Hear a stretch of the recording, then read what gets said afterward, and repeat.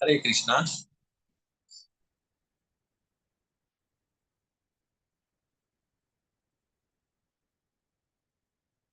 हरे कृष्ण। तो આપણે ચાલુ કરીએ। તમને કોર્સ બનાવ્યા નહીં બનાવ્યા મેં હજી?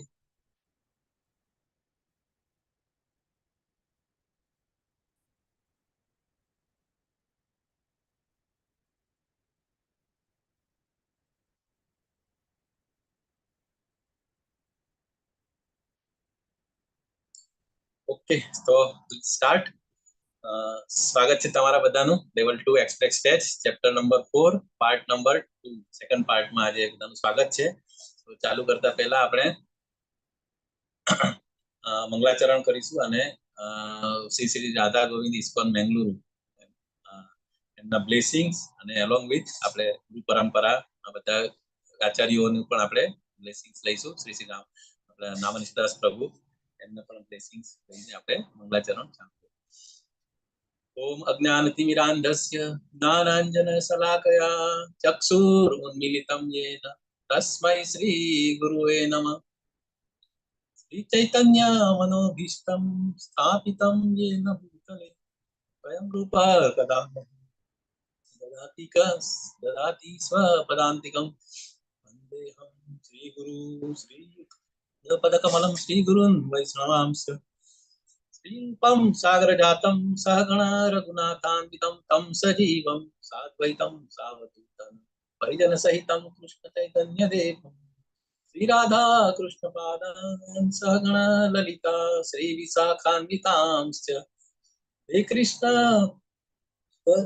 कृष्ण करुणा सिन्धु दीनबन्धु जगत्पते गोपेश गोपिकान्त राधाकान्त नमस्तुते। सप्तकाञ्चन गौरांगी श्रीराधे वृंदावनेश्वरी वृषभानुसुते देवी प्रणमामि हरिप्रिये। वाञ्छाकल्पतरुभ्यश्च कृपा सिन्धुभ्य एव च पतितानां पावनेभ्यो वैष्णवेभ्यो नमो नमः। अनंत कोटि वैष्णव की जय। श्रीला प्रभुपाद की जय।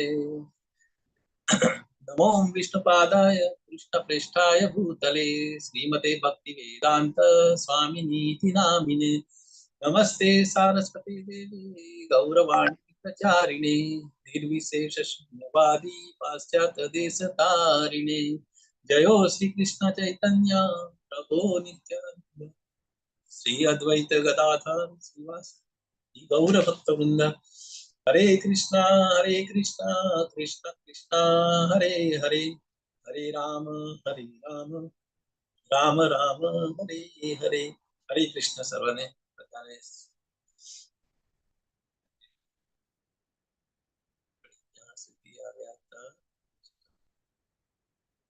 ચોથું ચેપ્ટર નું નામ શું છે? હરે કૃષ્ણ। એટલીસ્ટ 4 ચેપ્ટર ના નામ આપણે જે જોઈ ગયા ભણી ગયા એનું નામ તો ખબર હોવા જોઈએ ને। તો chapter will start with chapter 4। Chapter 4 નું નામ શું છે? કાલે આપણે જોયું ને।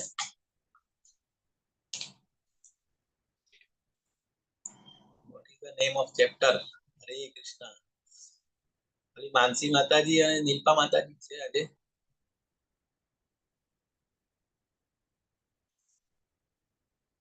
हरे कृष्ण प्रभु जी दिव्य ज्ञान। યસ, દિવ્ય જ્ઞાન। એના આગળનું ચેપ્ટર કયું હતું? સૌ પ્રથમ કુરુક્ષેત્રની યુદ્ધ ભૂમિ પર સૈન્ય નિરીક્ષણ, ગીતાનો સાર, કર્મયુગ અને આ દિવ્ય જ્ઞાન। તો આપણે કર્મયોગ જોયો।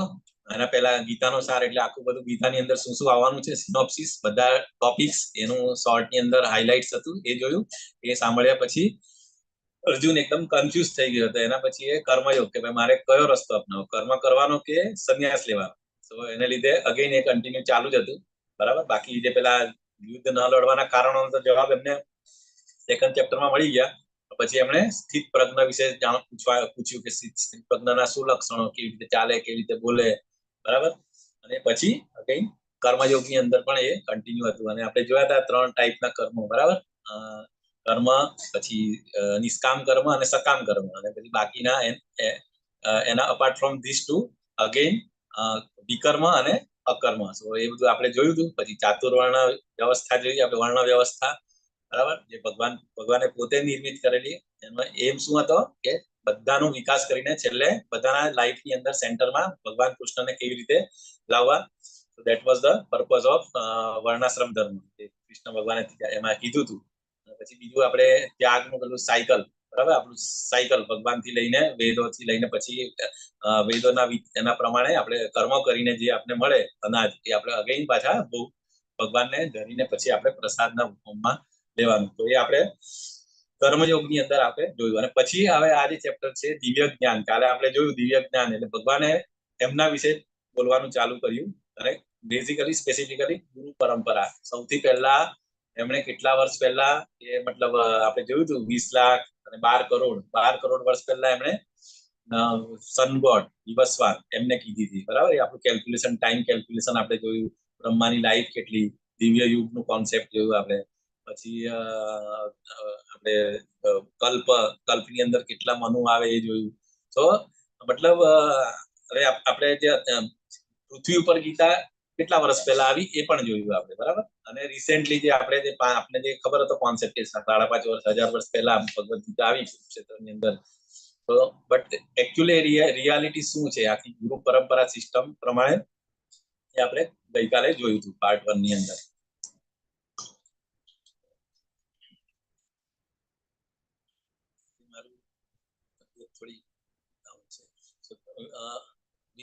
ત્રીજા વિભાગમાં આપણે કર્મકાંડથી કર્મયોગ અને કામ અને ક્રોધથી કેવી રીતે બચવાનું એ જોયું હતું. અને ચોથું ચેપ્ટર આપણે જે કીધું પહેલું 1 થી લઈને 10 સુધી જે હતું એ પરંપરા, ગુરુ પરંપરા વિશે ભગવાને આપણે કીધું. 4 જે મેઇન ઓથોરાઇઝડ પરંપરા જે છે એના વિશે વાત કરી હતી. રુદ્ર, શ્રી, બ્રહ્મ અને પછી કુમાર અને એમના ઓથોરાઇઝડ જે આચાર્ય હતા એમની વિશે પણ કાલે આપણે વાત થઈ. પછી સેકન્ડ વિભાગની અંદર કૃષ્ણ તમામ માર્ગોના લક્ષ્ય તરીકે એટલે આપણે વર્ણ વ્યવસ્થા એ બી જોઈએ. એની અંદર એ વસ્તુ આપણે ડિસ્કસ કરી હતી 4 પોઈન્ટ 11 થી લઈને 15 સુધીમાં. અને ભગવાનનું રેસિપ્રોકેશન જોયું કે ભાઈ યે યથા મામ પ્રપદ્યન્તે, ડિવોટી જે ભાવની અંદર ભગવાનને ભજે. there are so many ભાવ, બરાબર. 5 પ્રાઇમરી રસ છે અને 7 એ સેકન્ડરી રસ. 5 પ્રાઇમરી રસ કયા કે જેની અંદર આપણે ભગવાનને ડિવોશનલ સર્વિસ કરી શકીએ. હરે કૃષ્ણ. 5 રસ.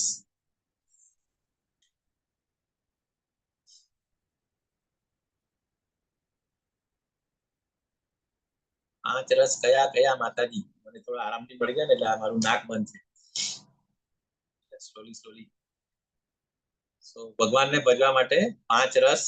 સૌથી પહેલા ઓરિજિનલ હોય એ એકદમ લોએસ્ટ આપણે કહી શકીએ કે જે પશુ પક્ષી, ગાય છે, પીકોક છે, એ પણ ભગવાનની સેવા કરી શકે. તો એ કયો શાંત રસ કહેવાય, બરાબર. પછી આવે શું આવે પછી બોલો? સાંખ્ય, સખ્ય, દાસ્ય. એટલે દાસ્ય, બરાબર, એટલે સેવા કરવાનું ચાલુ કરે. એનાથી પછી ક્રોધ આવે એટલે પછી એ મિત્ર ભાવની અંદર, બરાબર, સખ્ય ભાવ. એનાથી ઉપર જાય હજી એ ટોપમાં એ આવે એ વાત્સલ્ય ભાવ કે એની અંદર ભગવાનના માતા પિતા બનવાનું એમને સૌભાગ્ય મળે એ ભક્તને, બરાબર. જેવું કે એક્ઝામ્પલ નંદ મહારાજ છે, યશોદા માતા છે, દેવકી નંદ, બરાબર, વસુદેવ, એ બધા. અને પછી ટોપમોસ્ટ જે છે શું? ટોપમોસ્ટ માધુર્ય ભાવ કે ગોપીસ અને રાધા રાણી, બરાબર, ધેટ ઇઝ ધ ટોપમોસ્ટ.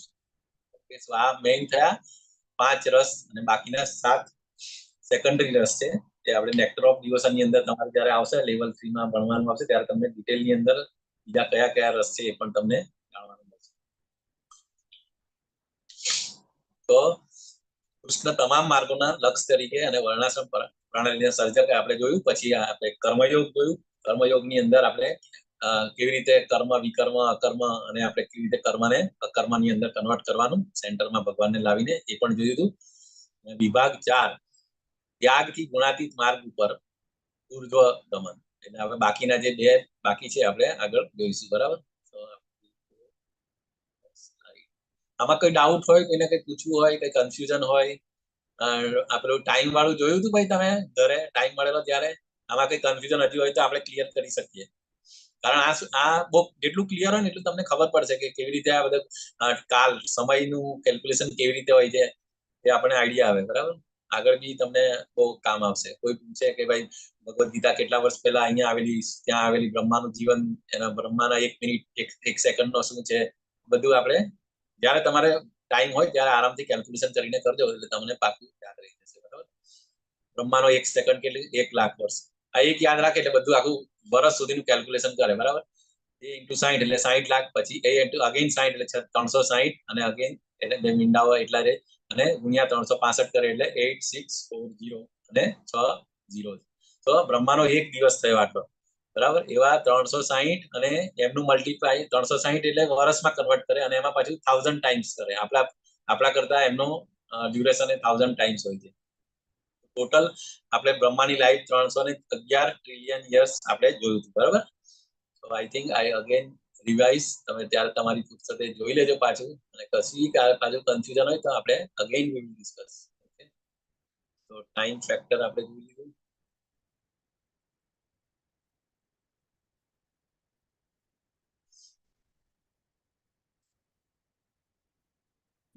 આપણે ત્યાં સુધી જોયું હતું. અહીંયાથી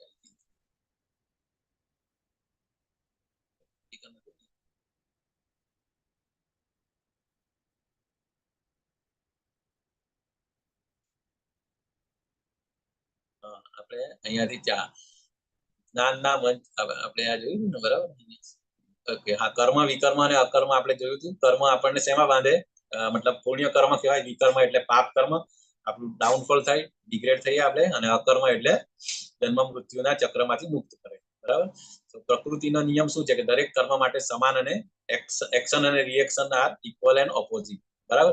ન્યૂટનનો ગતિનો ત્રીજો નિયમ બી છે ને, પ્રકૃતિનો નિયમ પણ એ જ છે. એ સારું તો સારું, ખરાબ તો ખરાબ, એ રીતે આપણે એ જોયું હતું. પછી કર્મ અકર્મ એ સેમ વસ્તુ છે. અને જ્ઞાનના મંચ ઉપર કર્મને સમજવું. બરાબર. કેવી રીતે આપણે કર્મને સમજવું? તો કર્મની આટી ઘૂંટીને સમજવી ઘણી મુશ્કેલ હોય છે. માટે મનુષ્ય કર્મ શું છે, વિકર્મ શું છે અને અકર્મ શું છે, સારી રીતે જાણવું જોઈએ. બરાબર. આનો પછી તફાવત છે ત્રણનું બતાવે ટેબ્યુલર ફોર્મની અંદર છે કે વેદોનું પાલન ન કરે તો એ વિકર્મી કહેવાય. નીચી યોનિઓ માટે અધોગતિનું જોખમ છે. સંત દ્વારા પ્રશંસનીય નથી, એટલે આપણે એ શુડ નોટ ડુ ધીસ. અને જીવનના ઉદ્દેશ્યને હરાવે છે. બરાબર. આપણું જે ગોલ, અલ્ટિમેટ ગોલ શું છે, ભગવાનનો પ્રેમ એચીવ કરીને બેક ટુ ગોડ હેડ, એનાથી આપણે દૂર થઈએ છીએ. કર્મીઓ શું કરે છે? કર્મીઓ તો કે પવિત્ર છે, વેદોનું પાલન કરવું, સ્વર્ગનું પ્રાપ્ત થવું, દેવતાઓના શરીર પામે. તમે બહુ યજ્ઞ અને બહુ પુણ્ય કર્યા હોય તો તમને સ્વર્ગલોક મળે, અને અગેન સ્વર્ગલોકના પુણ્ય પદ ખતમ થવાથી પાછું તમારે મૃત્યુલોકમાં આવવું પડે છે. This is the position of કર્મીઓ. એટલે વેદની અંદર જે પણ કર્મો બધા લખ્યા છે એ બધા આપણને અલ્ટિમેટલી એ બાંધે જ છે. તો આનાથી લિબરેટ થવું હોય તો શું કરવાનું? અકર્મીઓ, કે ભગવાનના ભક્તોની ભક્તિની સેવાના સ્તર પર આવ્યા છે. બરાબર. અને કર્મકાંડીઓ પ્રવૃત્તિ અને આ દુઃખભરી દુનિયાની અંદર બંધાવશે જ્યારે, અને તેના કારણ પુનર્જન્મ લેવું પડશે. જ્યારે અકર્મ કરીએ તો પુનર્જન્મ નહીં લેવાય. પછી જે મનુષ્ય, આ બહુ ઇમ્પોર્ટન્ટ છે, જે મનુષ્ય કર્મમાં અકર્મ અને અકર્મમાં કર્મ જુએ છે તે સર્વ મનુષ્યોમાં બુદ્ધિમાન છે. બરાબર. અને સર્વ પ્રકારના કર્મોમાં પરોવાયેલો હોવા છતાં દિવ્ય અવસ્થામાં રહેલો છે. એટલે આપણે આપણી બુદ્ધિ એટલી શાર્પ હોવી જોઈએ, આપણે we can be able to discriminate કે ભાઈ કર્મની અંદર પણ અકર્મ આપણે જોવાનું. બરાબર. અકર્મ એટલે શું કે એને ભગવાન જોડે જોડી દઈએ તો એ અકર્મની અંદર, અને અકર્મમાં કર્મ જોઈએ છે તો એ બુદ્ધિમાન. એટલે એ રીતે છે. આપણે ખબર છે કે આ કરવાથી હું બંધાઈશ, તો પછી એ આપણે એનાથી આપણે બચી જઈએ. પછી જે મનુષ્યનો પ્રત્યેક પ્રયાસ ઇન્દ્રિય તૃપ્તિની કામનાથી રહિત હોય છે. બરાબર. તે પૂર્ણ જ્ઞાની હોય છે. નોલેજેબલ માણસ કોને કહેવાય? કે જે એને ખબર હોય કે આ મારે કરવું જોઈએ અને આ નહીં કરવું જોઈએ, તો એનાથી પછી પોતાની જાતને બચાવી શકે. That is called knowledge. એટલે હવે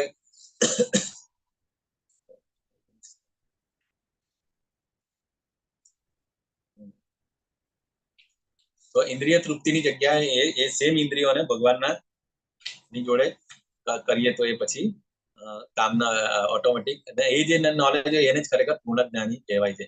બાકી પોતાની સેન્સ ગ્રેટિફિકેશન માટે આપણે બધું કરીએ તો એ જ્ઞાનીની કે લેસ ઇન્ટેલિજન્ટ, એટલે જ આપણે કીધું છે ને આ 9મા અધ્યાયની અંદર પણ કહે છે કે જે ઓછા બુદ્ધિવાળા છે એ દેવી દેવતાઓને વર્શિપ કરે છે. કારણ કે દેવી દેવતાઓ વર્શિપ કરે તો શું થાય, ઇઝીલી તમને તમારી જે ઈચ્છા હોય ગ્રાન્ટ થાય અને એ પ્રમાણે તમારે પછી હાયર લોક્સમાં જાઓ, પણ અલ્ટિમેટલી તમે બંધન થયા.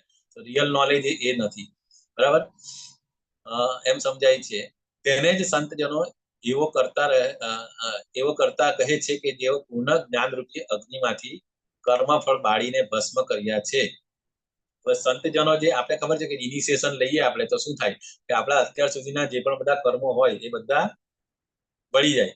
તો કર્મ આપણે ખબર છે, ઇવન આપણે બેંકની અંદર પણ પૈસા મૂકીએ, બરાબર, ડિપોઝિટ હોય તો સમ કર્મસ જે આપણા હોય એ પૂર્વજન્મના પણ હોય, અમુક કર્મ આપણે બચપનમાં કરેલા હોય એ બી હોય, તો એ એક્યુમ્યુલેટ થઈને એ જે અનમેનિફેસ્ટેડ હોય એટલે હજુ એને શું કે સેચ્યુર એ ના થયા હોય, મતલબ હજુ પેલા એની અંદર હોય તો એને પ્રારબ્ધ કર્મ કહેવાય.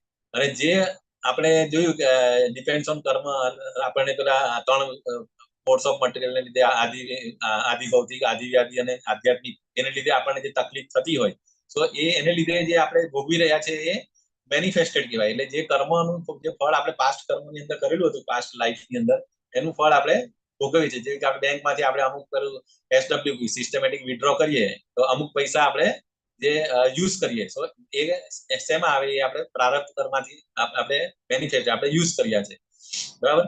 પણ આપણે જ્યારે ઇનિશિયેશન લઈએ તો એ બધું શું થાય, બધી જ જાતના કર્મો, પ્રારબ્ધ કર્મ હોય કે હજુ આપણે યુઝ આપણે અત્યારની પોઝિશન આપણે જે ભોગવતા હોય એ, અને પછી અમુક જે હોય ને એ છે તે એનાથી આપણી ડિઝાયર, આપણી જે ઈચ્છા હોય ને એ અંદર, એટલે એને શું કહેવાય, બીજ અને કુટમ અને બીજમ, એટલે એ અનમેનિફેસ્ટેડ જે કર્મ હોય ને, જે હજુ ફલિત નહીં થયા, ફ્રુક્ટિફાઈડ નહીં થયા હોય, તો એને લીધે આપણી જે પ્રોપેન્સિટી, આપણી જે અંદરની જે ઈચ્છા હોય ને એ પેલી જ્યારે એને ફેવરેબલ વાતાવરણ મળે એટલે તરત પાછું આપણે પાપ કરવાની આપણે મેન્ટાલિટી આપણે તરત એ કરીએ. તો એ ટેન્ડન્સી, એટલે એ પણ બીકોઝ ઓફ આપણા જે કર્મો જે હોય ને એને લીધે જ એ આપણી ટેન્ડન્સી પણ હોય. તો એને શું કહેવાય, કુટમ અને બીજમ.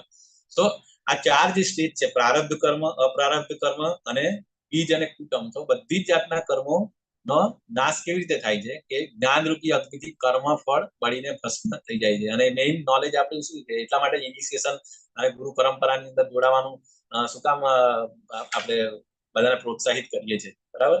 જેમ જેમ તમે માળા વધારે કરતા જાઓ, રેગ્યુલેટરી પ્રિન્સિપલ ફોલો કરતા જાઓ, તો પછી સ્ટેપ બાય સ્ટેપ પહેલા તમારે આશ્રય લેવાનો, બરાબર. પેલા એના કરતાનું પહેલું સ્ટેજ, એક માળા કરવાનું ચાલુ કરે એટલે એને આશ્રય પહેલાનું જે સ્ટેજ છે એને શું કહેવાય, એનું નામ શું કહેવાય, આપણી ઈચ્છા છે એનું નામ, ઓકે યાદ આવે એટલે.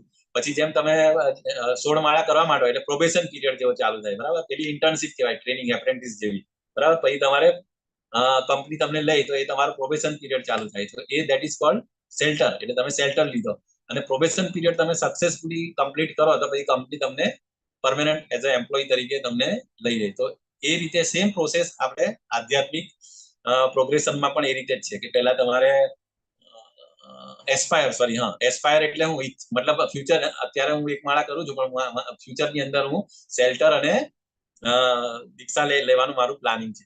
તો એસ્પાયર, શેલ્ટર અને initiation. So once you get the initiation એટલે જે આ જે 3 કર્મો જે હોય ને, આપણે મેં કીધું એ રીતે આ સાયકલ આખી કર્મની, એ બધું જ કર્મ જેવી રીતે આપણે જે બીજ હોય કોઈ પણ, આપણે જુવારના કે બાજરીના, તો એને આપણે જો શેકી નાખીએ, બરાબર, તો પછી એમાંથી પાછી એ છોડ નહીં ઉગે. સેમ વે આપણા જે બધા કર્મો જે છે બાળીને ભસ્મ કરવાનું કામ કોણ, આપણે જે once we take the shelter, take the initiation, તો એ જ્ઞાનરૂપી અગ્નિ. કારણ જ્ઞાન હોય, આપણે અવિદ્યામાંથી વિદ્યામાં આવ્યા, બરાબર, તો જ આપણે ખબર પડી કે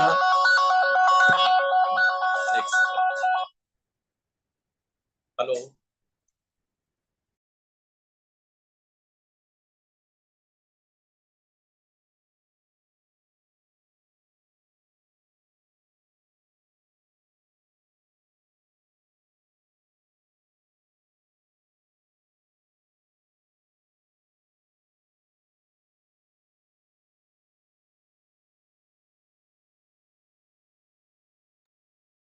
હરે Krishna.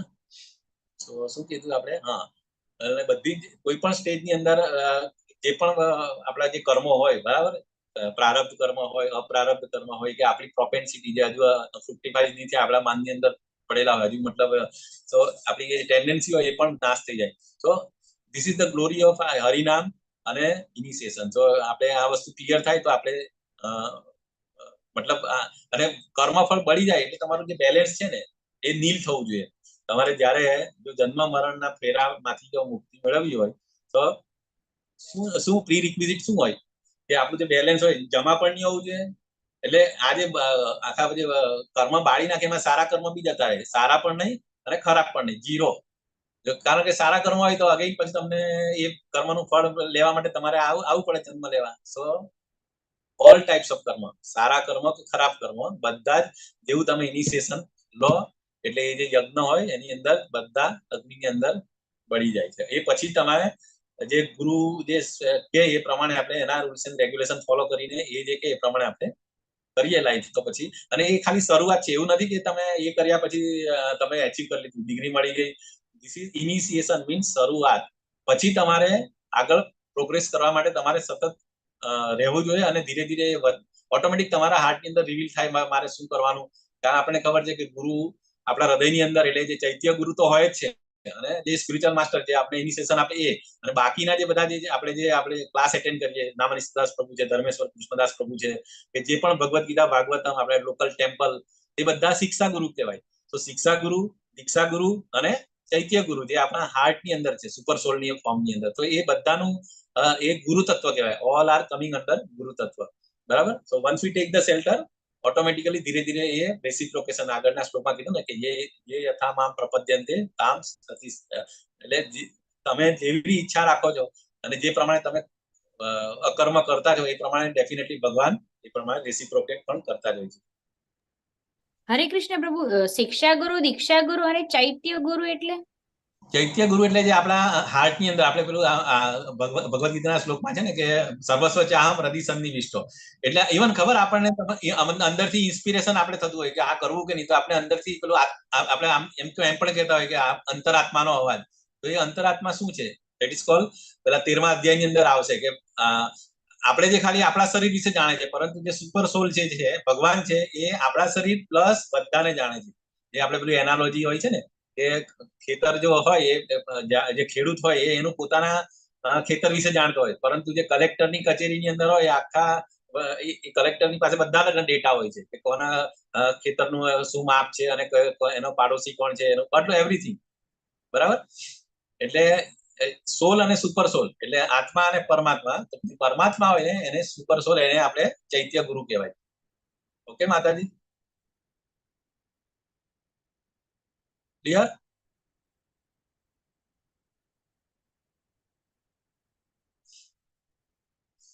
Any confusion, Mataji? I think I cleared your doubt.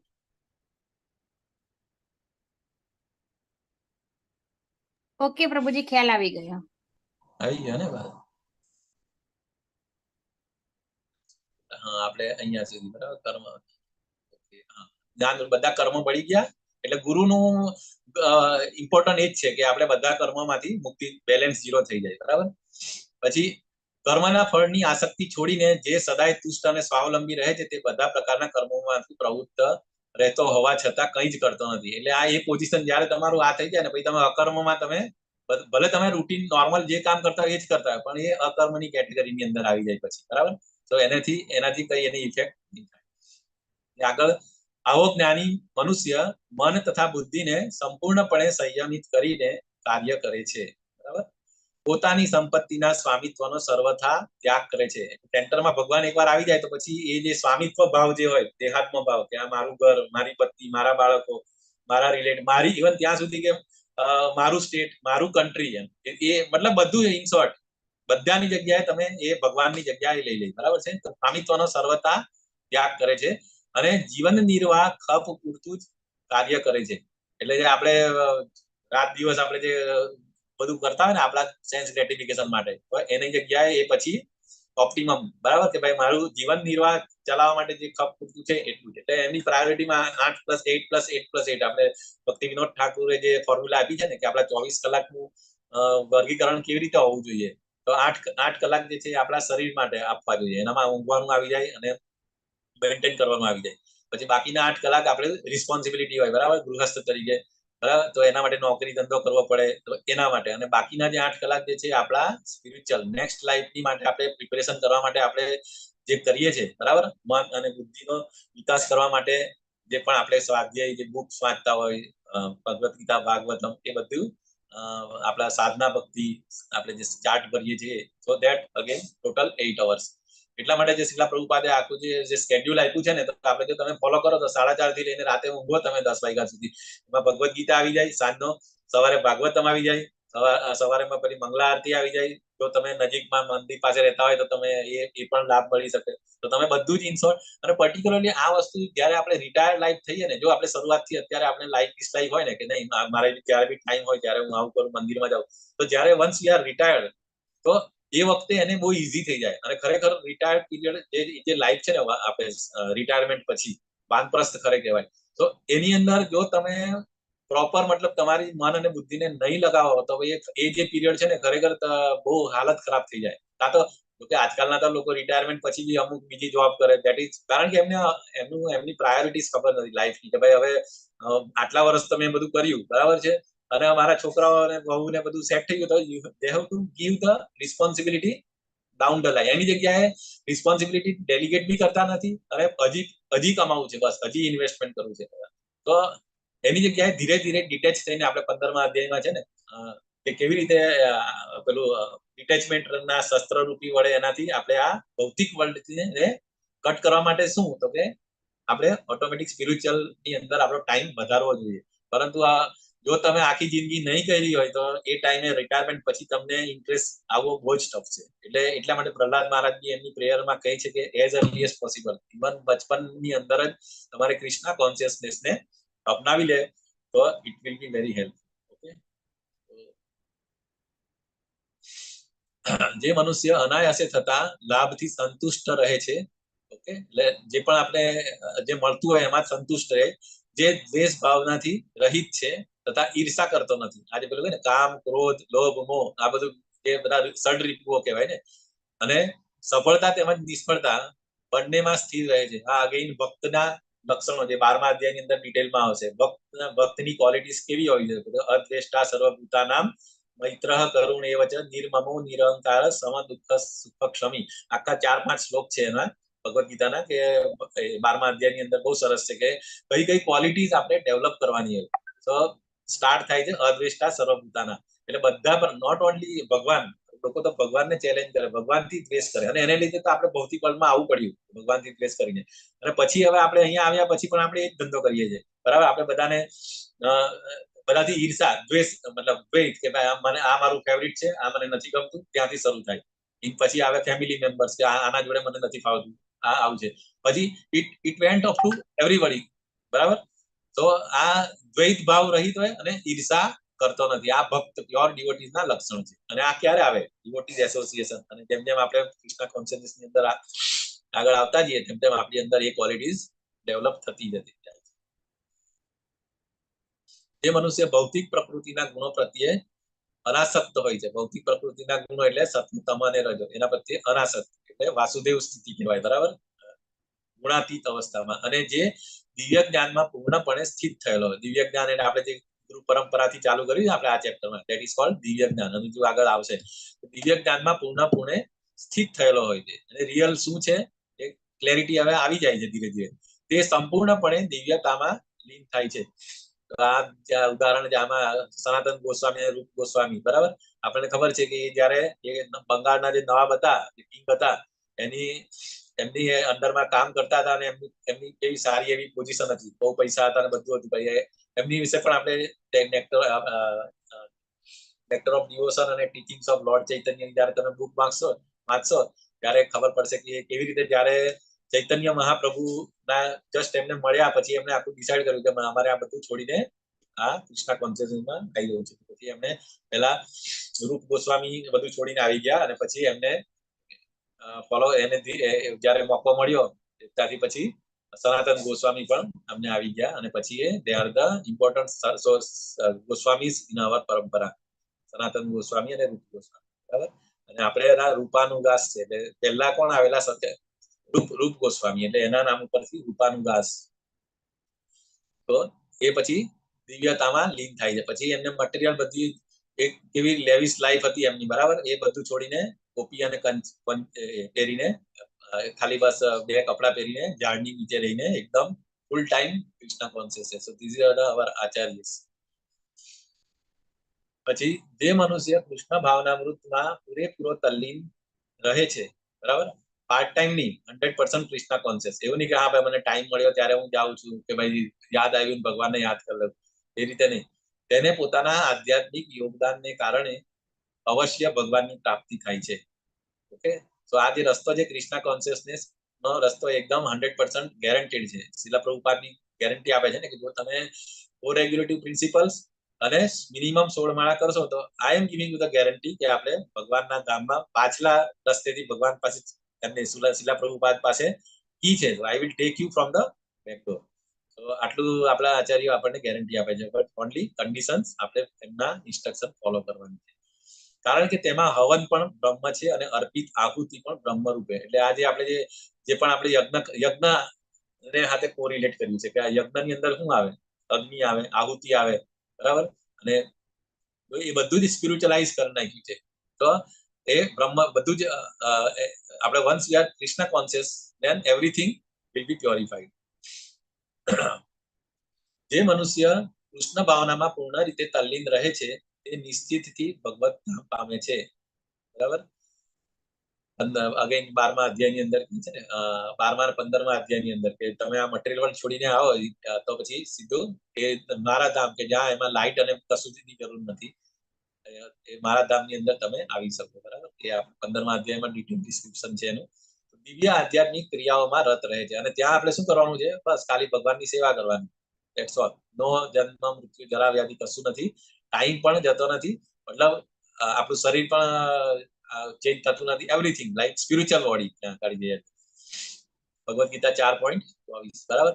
તો અગ્નિ, બ્રહ્મ, વાદળ, પૃથ્વી, નર અને સ્ત્રી, આહુતિ, શ્રદ્ધા, ભોક્તા, શ્રદ્ધામાં શું ભોક્તા, વરસાદ, અનાજ, વિદ્ય, બ્રહ્મ, આત્મા, પૃથ્વી, વરસાદ, ધાન્ય, ભજન, એટલે આ બધું આખું જે યજ્ઞ વાળું જે છે ને એ જ કહે છે. તો પોતાના માટે કામ કરવું અને ભગવાન કૃષ્ણ પર કામ કરવું એટલે એનું કેવી રીતે આપણે ડિફરન્શિએટ કેવી રીતે ખબર પડે કે આ પોતાના માટે કામ કરે છે કે કૃષ્ણ માટે કામ કરે. તો આ 3 એક્ઝામ્પલ આમાં આપ્યા છે. એક એક્ઝામ્પલ શું છે તો કે એક બેંકના કેશિયર છે, બરાબર. બેંકના કેશિયરનું કામ શું છે, બધા લોકો જે પૈસા જમા કરી જાય એનો હિસાબ કિતાબ રાખવાનો.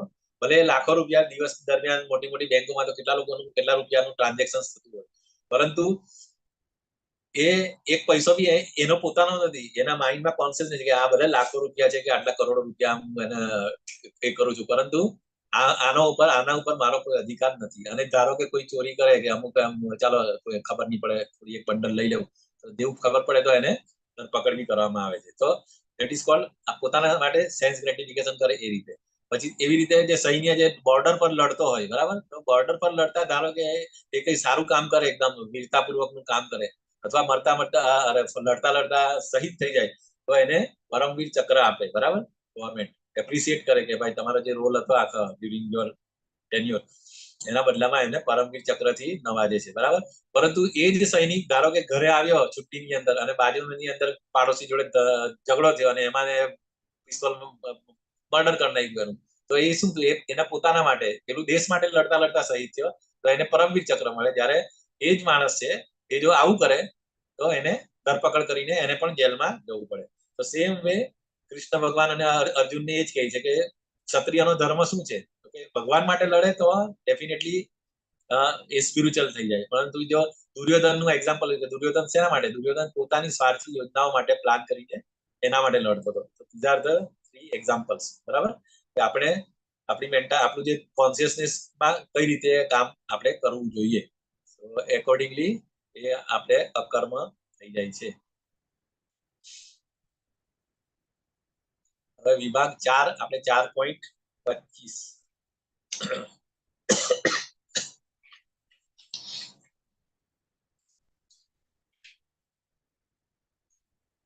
4.25 થી લઈને 33 સુધી ત્યાગ, બરાબર, ત્યાગ વિશે છે. અને અટેનિંગ જ્ઞાન થ્રુ યજ્ઞ એટલે કે સેક્રિફાઈસ થી, બરાબર. તો આપણે ત્યાગથી આપણું જ્ઞાનના ઉર્ધ્વ ગમન તરફથી કેવી રીતે લઈ જઈએ આપણે, મતલબ ત્યાગ કરીને આપણું નોલેજ ધીરે ધીરે ઉપર જાય છે, એ એના વિશે આવશે આ બધા શ્લોક. તો તમામ પ્રકારના વૈદિક ત્યાગનું ફળ એ ગુણાતીત જ્ઞાન છે, બરાબર. એ મુક્તિ તરફ દોરી જાય છે અને છેવટે શુદ્ધ ભક્તિ સેવા તરફ દોરી જાય છે. એટલે આ આખું આના થીમનું આટલા શ્લોકનું આ છે, મતલબ કેવી રીતે આપણું પ્રોગ્રેશન થાય છે એ બતાવે. તો એ આખું ટેબ્યુલર ફોર્મ ની અંદર આ છે, બરાબર. તો 25 ના શ્લોક ની અંદર હા દેવતા એક તો સૌથી પહેલા શું છે ત્યાગ ને કેવી રીતે એ કરે, તો એક તો ત્યાગનું પ્રાથમિક વિભાજન કઈ રીતે, એક તો શબ્દબદ્ધ સંપત્તિનું ત્યાગ, બરાબર. એટલે જે પણ આપણું બધું સંપત્તિ હોય એ, અને બીજું જે ગુણાતીત જ્ઞાનની શોધમાં ત્યાગ. ઓકે, એટલે હવે આ બાજુ એવું છે કે ત્યાગ લક્ષ્ય છે પરંતુ જાતો ઉપર છેલ્લી રીતે અલગ ધરાવે છે. તમામ પ્રકારના કર્મ કરતા દ્વારા ત્યાગની શ્રેણીઓ ફક્ત જાતનું ચિહ્ન કરે. તમામ ત્યાગનો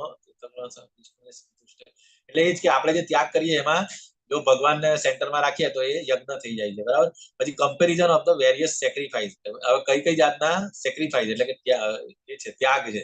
તો સૌથી પહેલું તો દેવતા ના ઉપાસકો જે ડેમિગોડ વર્શિપર્સ જે હોય છે એ, અને બીજું અવ્યક્તિગતવાદીઓ જે માયાવાદી જે કહે ને એ, અને પછી એકદમ ત્રીજી કેટેગરી જે છે કૃષ્ણના સંવેદનશીલ ભક્ત જે કૃષ્ણ કોન્શિયસનેસ ની અંદર છે એ.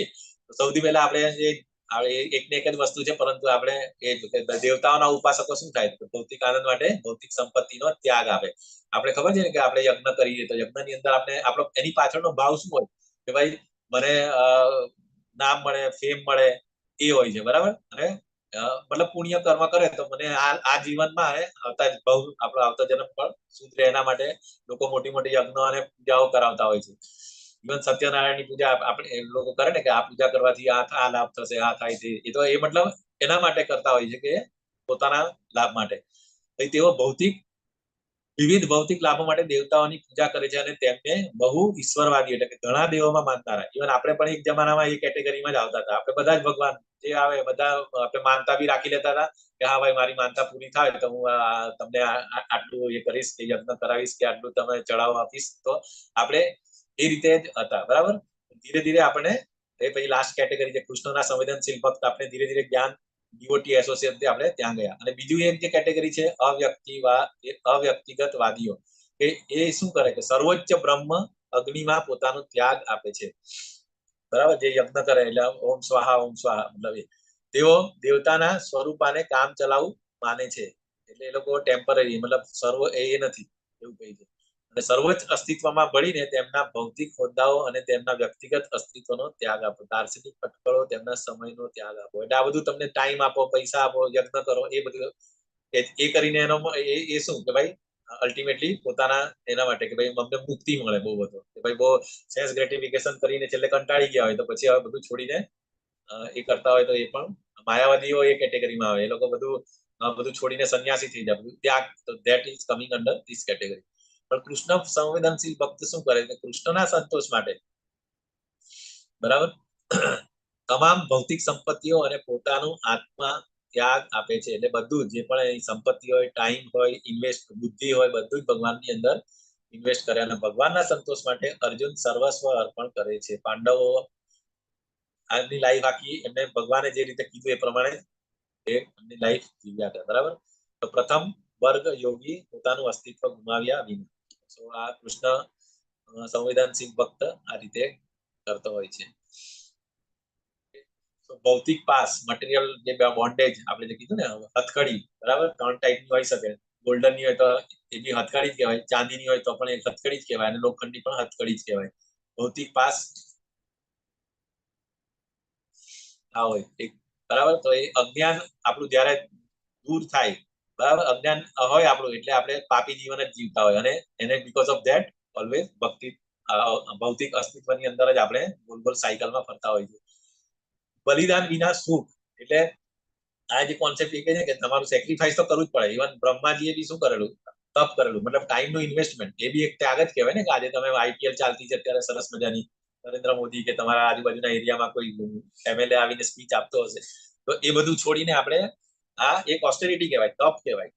તો બલિદાન વિના સુખ નથી, કારણ આપણે આની અંદર વધારે પ્લેઝર મળે છે, બરાબર. પરમ દ્રષ્ટા નિવર્તતે, એટલે હાયર ટેસ્ટ આપણે અહીંયા મળે છે કૃષ્ણ કોન્સેપ્ટમાં. તપ ઓટોમેટિક એના માટે તપ કરવું પડે, બ્રહ્માજીએ પણ કર્યું હતું. અને પછી એમને જ્ઞાન મળેલું, વેદોનું જ્ઞાન ભગવાને એમના હૃદયની અંદર પહેલા કીધેલું, સૌથી પ્રથમ જીવ. તમામ પ્રકારના ત્યાગ કે બલિદાન તેમના હેતુ અને લક્ષ્યના જ્ઞાન સાથે કરવો જોઈએ. એટલે આપણે ગોલ ફિક્સ હોવો જોઈએ, કોના માટે હું ત્યાગ આપું છું, બરાબર, અને હેતુ, બરાબર, શેના માટે કરું છું, not for some material benefits, બરાબર.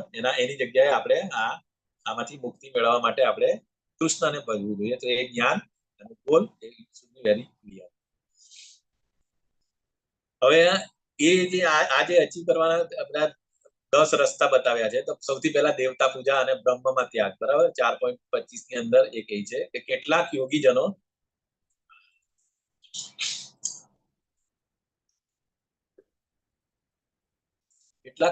વિવિધ પ્રકારના યજ્ઞો દ્વારા દેવોને સારી રીતે પૂજે છે અને કેટલાક પરમ બ્રહ્મ રૂપી અગ્નિમાં યજ્ઞ અર્પણ કરે છે, બરાબર.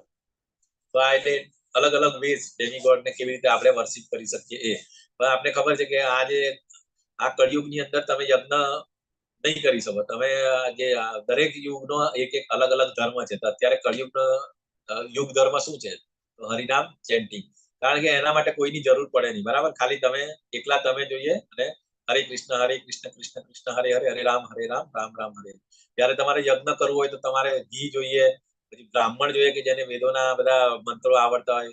એ બ્રાહ્મણ પોતે બી પ્યોર હોવો જોઈએ, બરાબર. અને જે મટીરિયલ બધું આપણે આહુતિ આપતા હોય એ પણ આજકાલ તો ઘી પણ નથી મળતું પ્યોર. તો આ કળિયુગની અંદર આ વસ્તુ નથી, બરાબર. એવી રીતે દરેક યુગની અંદર અલગ અલગ ધર્મ છે. પરંતુ ચૈતન્ય મહાપ્રભુએ આપણે કીધું છે કે તમે ખાલી સંકીર્તન ધર્મ અને ચેન્ટિંગ કરો તો સતયુગની અંદર અને ત્રેતાયુગ અને દ્વાપરયુગની અંદર જે ફળ મળતું હતું તેના યુગ ધર્મનું પાલન કરવાથી તે સેમ ફળ તમને આ ફક્ત ચેન્ટિંગ કરવાથી મળે છે. So we are very actually એક રીતે જો ને તો કળિયુગ ખરેખર બ્લિસફુલ છે કે ઓછા ટાઈમની અંદર તમને મેક્સિમમ બેનિફિટ મળે, બરાબર.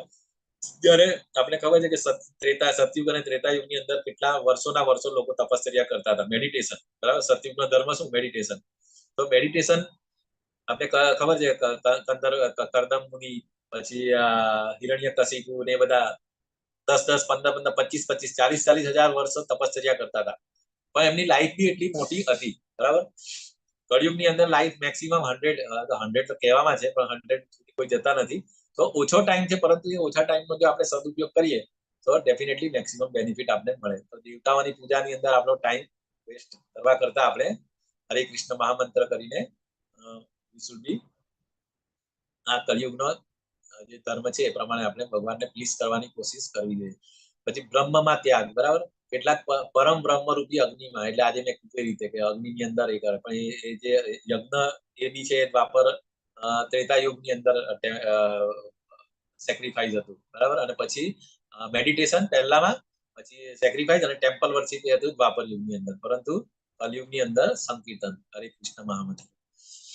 પછી આવે વિશુદ્ધ બ્રહ્મચારી, એટલે પેલા જે અલગ અલગ જે તમારી પોઝિશન હોય, બરાબર, વર્ણ અને આશ્રમ પ્રમાણે. તો કે બ્રહ્મચારી, વિશુદ્ધ બ્રહ્મચારી એટલે શરૂઆતથી જ એની લાઈફ જો બ્રહ્મચારી તરીકે નક્કી કરે કે મારે બ્રહ્મચારી તરીકે લાઈફ જીવી છે, તો એના માટે આમાંના કેટલાક એટલે કે વિશુદ્ધ બ્રહ્મચારીઓ આ એક અલગ અનધર વે છે ભગવાનને પ્લીઝ કરવાનું. વિશુદ્ધ બ્રહ્મચારીઓ શ્રવણ આદિ પ્રક્રિયા તથા ઇન્દ્રિયોને મનો નિગ્રહ રૂપી અગ્નિમાં હોમી દે છે. જે આપણે સેકન્ડ ચેપ્ટરમાં કાચબાનું એક્ઝામ્પલ લીધું હતું ને, કે એમની ઇન્દ્રિયો, કારણ આપણે ખબર છે કે જયારે યંગ ટીનેજમાં હોય તે વખતે બહુ બધા એટ્રેક્શન્સ હોય, પણ એ વખતે બીકોઝ એનો એમ ઇઝ ક્લિયર છે.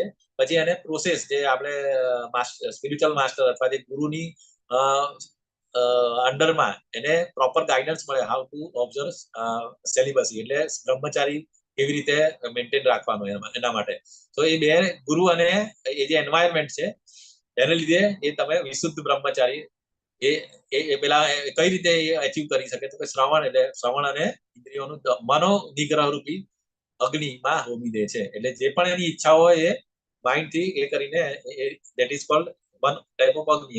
અને બીજું જે ગૃહસ્થ માટે કેવી રીતે, ગૃહસ્થ માટે ઇન્દ્રિય વિષયોથી દૂર જવાનું નથી, ઘર બહાર છોડવાનું નથી, આપણી જે રિસ્પોન્સિબિલિટી કરવાની છે, પરંતુ એને ઇન્દ્રિય રૂપી અગ્નિમાં હોમી દે છે. તો કેવી રીતે, તો કે એ ભગવાનને જોડે જોડીને, કે ભાઈ જે પણ બધું આપણે કરતા હોય, બધી એક્ટિવિટીઝ, આપણે નોકરી કરતા હોય, આપણે જમતા હોય, whatever activities we are doing, everything connected to lord Krishna.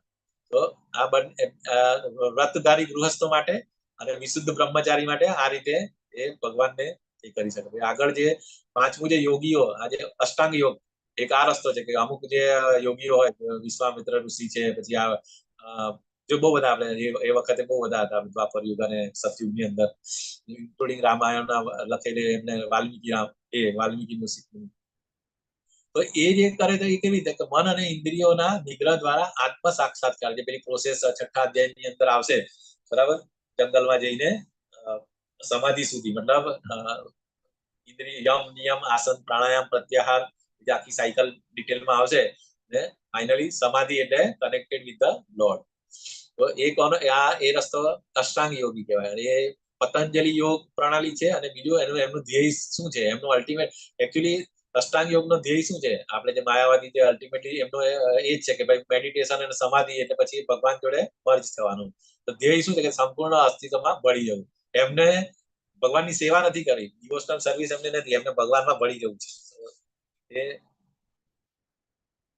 એ એમનો એમ હોય છે. તો સાક્ષાત્કાર પ્રાપ્ત કરવા રુચિ ધરાવતા બીજા લોકો બધી ઇન્દ્રિયો તથા પ્રાણવાયુને ના કાર્યોને સંયમિત એવા મનરૂપી અગ્નિમાં આહુતિ કરીને અર્પણ કરે છે. એટલે આ એક પ્રોસેસ છે, પ્રાણાયામ, પ્રત્યાહાર, ધારણા, ધ્યાન અને સમાધિ. એ રીતે આખી પ્રોસેસ આ લોકો કરે ને, પણ ફાઇનલ એમ એ લોકોનો ભગવાનની ભક્તિ નહીં કરવાની હોય, એમને મળી જવું હોય. તો જે ચાર જાતની મુક્તિ છે ને, સાયુજ્ય, સાલોક્ય, સામીપ્ય, એમને સાયુજ્ય એટલે મળી જવું છે એમને, માયાવાદીનું એ કોન્સેપ્ટ. પછી બીજું પ્રોસેસ એટલે દાન છે. દાન કઈ રીતે, તો કે દ્રવ્યમય, એટલે કે યજ્ઞ, આપણે યજ્ઞ બી કરીએ, યજ્ઞની અંદર આહુતિ આપીએ, તો પણ એ દાન તો એ જોઈએ ને, દ્રવ્યમય. અને પછી બીજું છે કઠોરતા, એટલે કે આ પ્રહલાદ મહારાજ એમને જે કઠોર તપસ્યા કરી હતી, હિરણ્યકશિપુએ કરેલી એ, બરાબર, તપોમયા, એટલે એ બી યજ્ઞમાં જ આવે, બરાબર. દાન બી યજ્ઞ કહેવાય. પછી કઠોર આ જે અષ્ટાંગ યોગ, એ પણ એ રીતે પ્રોસેસ છે. અને યોગ એટલે જોડી દેવું, યોગ, દેટ ઇઝ ઓલ્સો યજ્ઞ. સ્વાધ્યાય યજ્ઞ જે આપણે રીડિંગ કરીએ એ પણ એ શાસ્ત્રોનો અભ્યાસ છે, એ સ્વાધ્યાય યજ્ઞમાં આવે. કે જે પણ આપણા સ્ક્રિપ્ચર્સ છે, વેદો છે, મહાભારત, રામાયણ, એની ભગવદ ગીતા, ભાગવતમ, અને એમનું શ્રવણ કીર્તન અને એમનું સ્ટડી કરીએ તો એ સ્વાધ્યાય યજ્ઞ. તો દ્રવ્ય યજ્ઞ 5 ટાઈપના યજ્ઞ હોય છે, તો ડિફરન્ટ, બરાબર.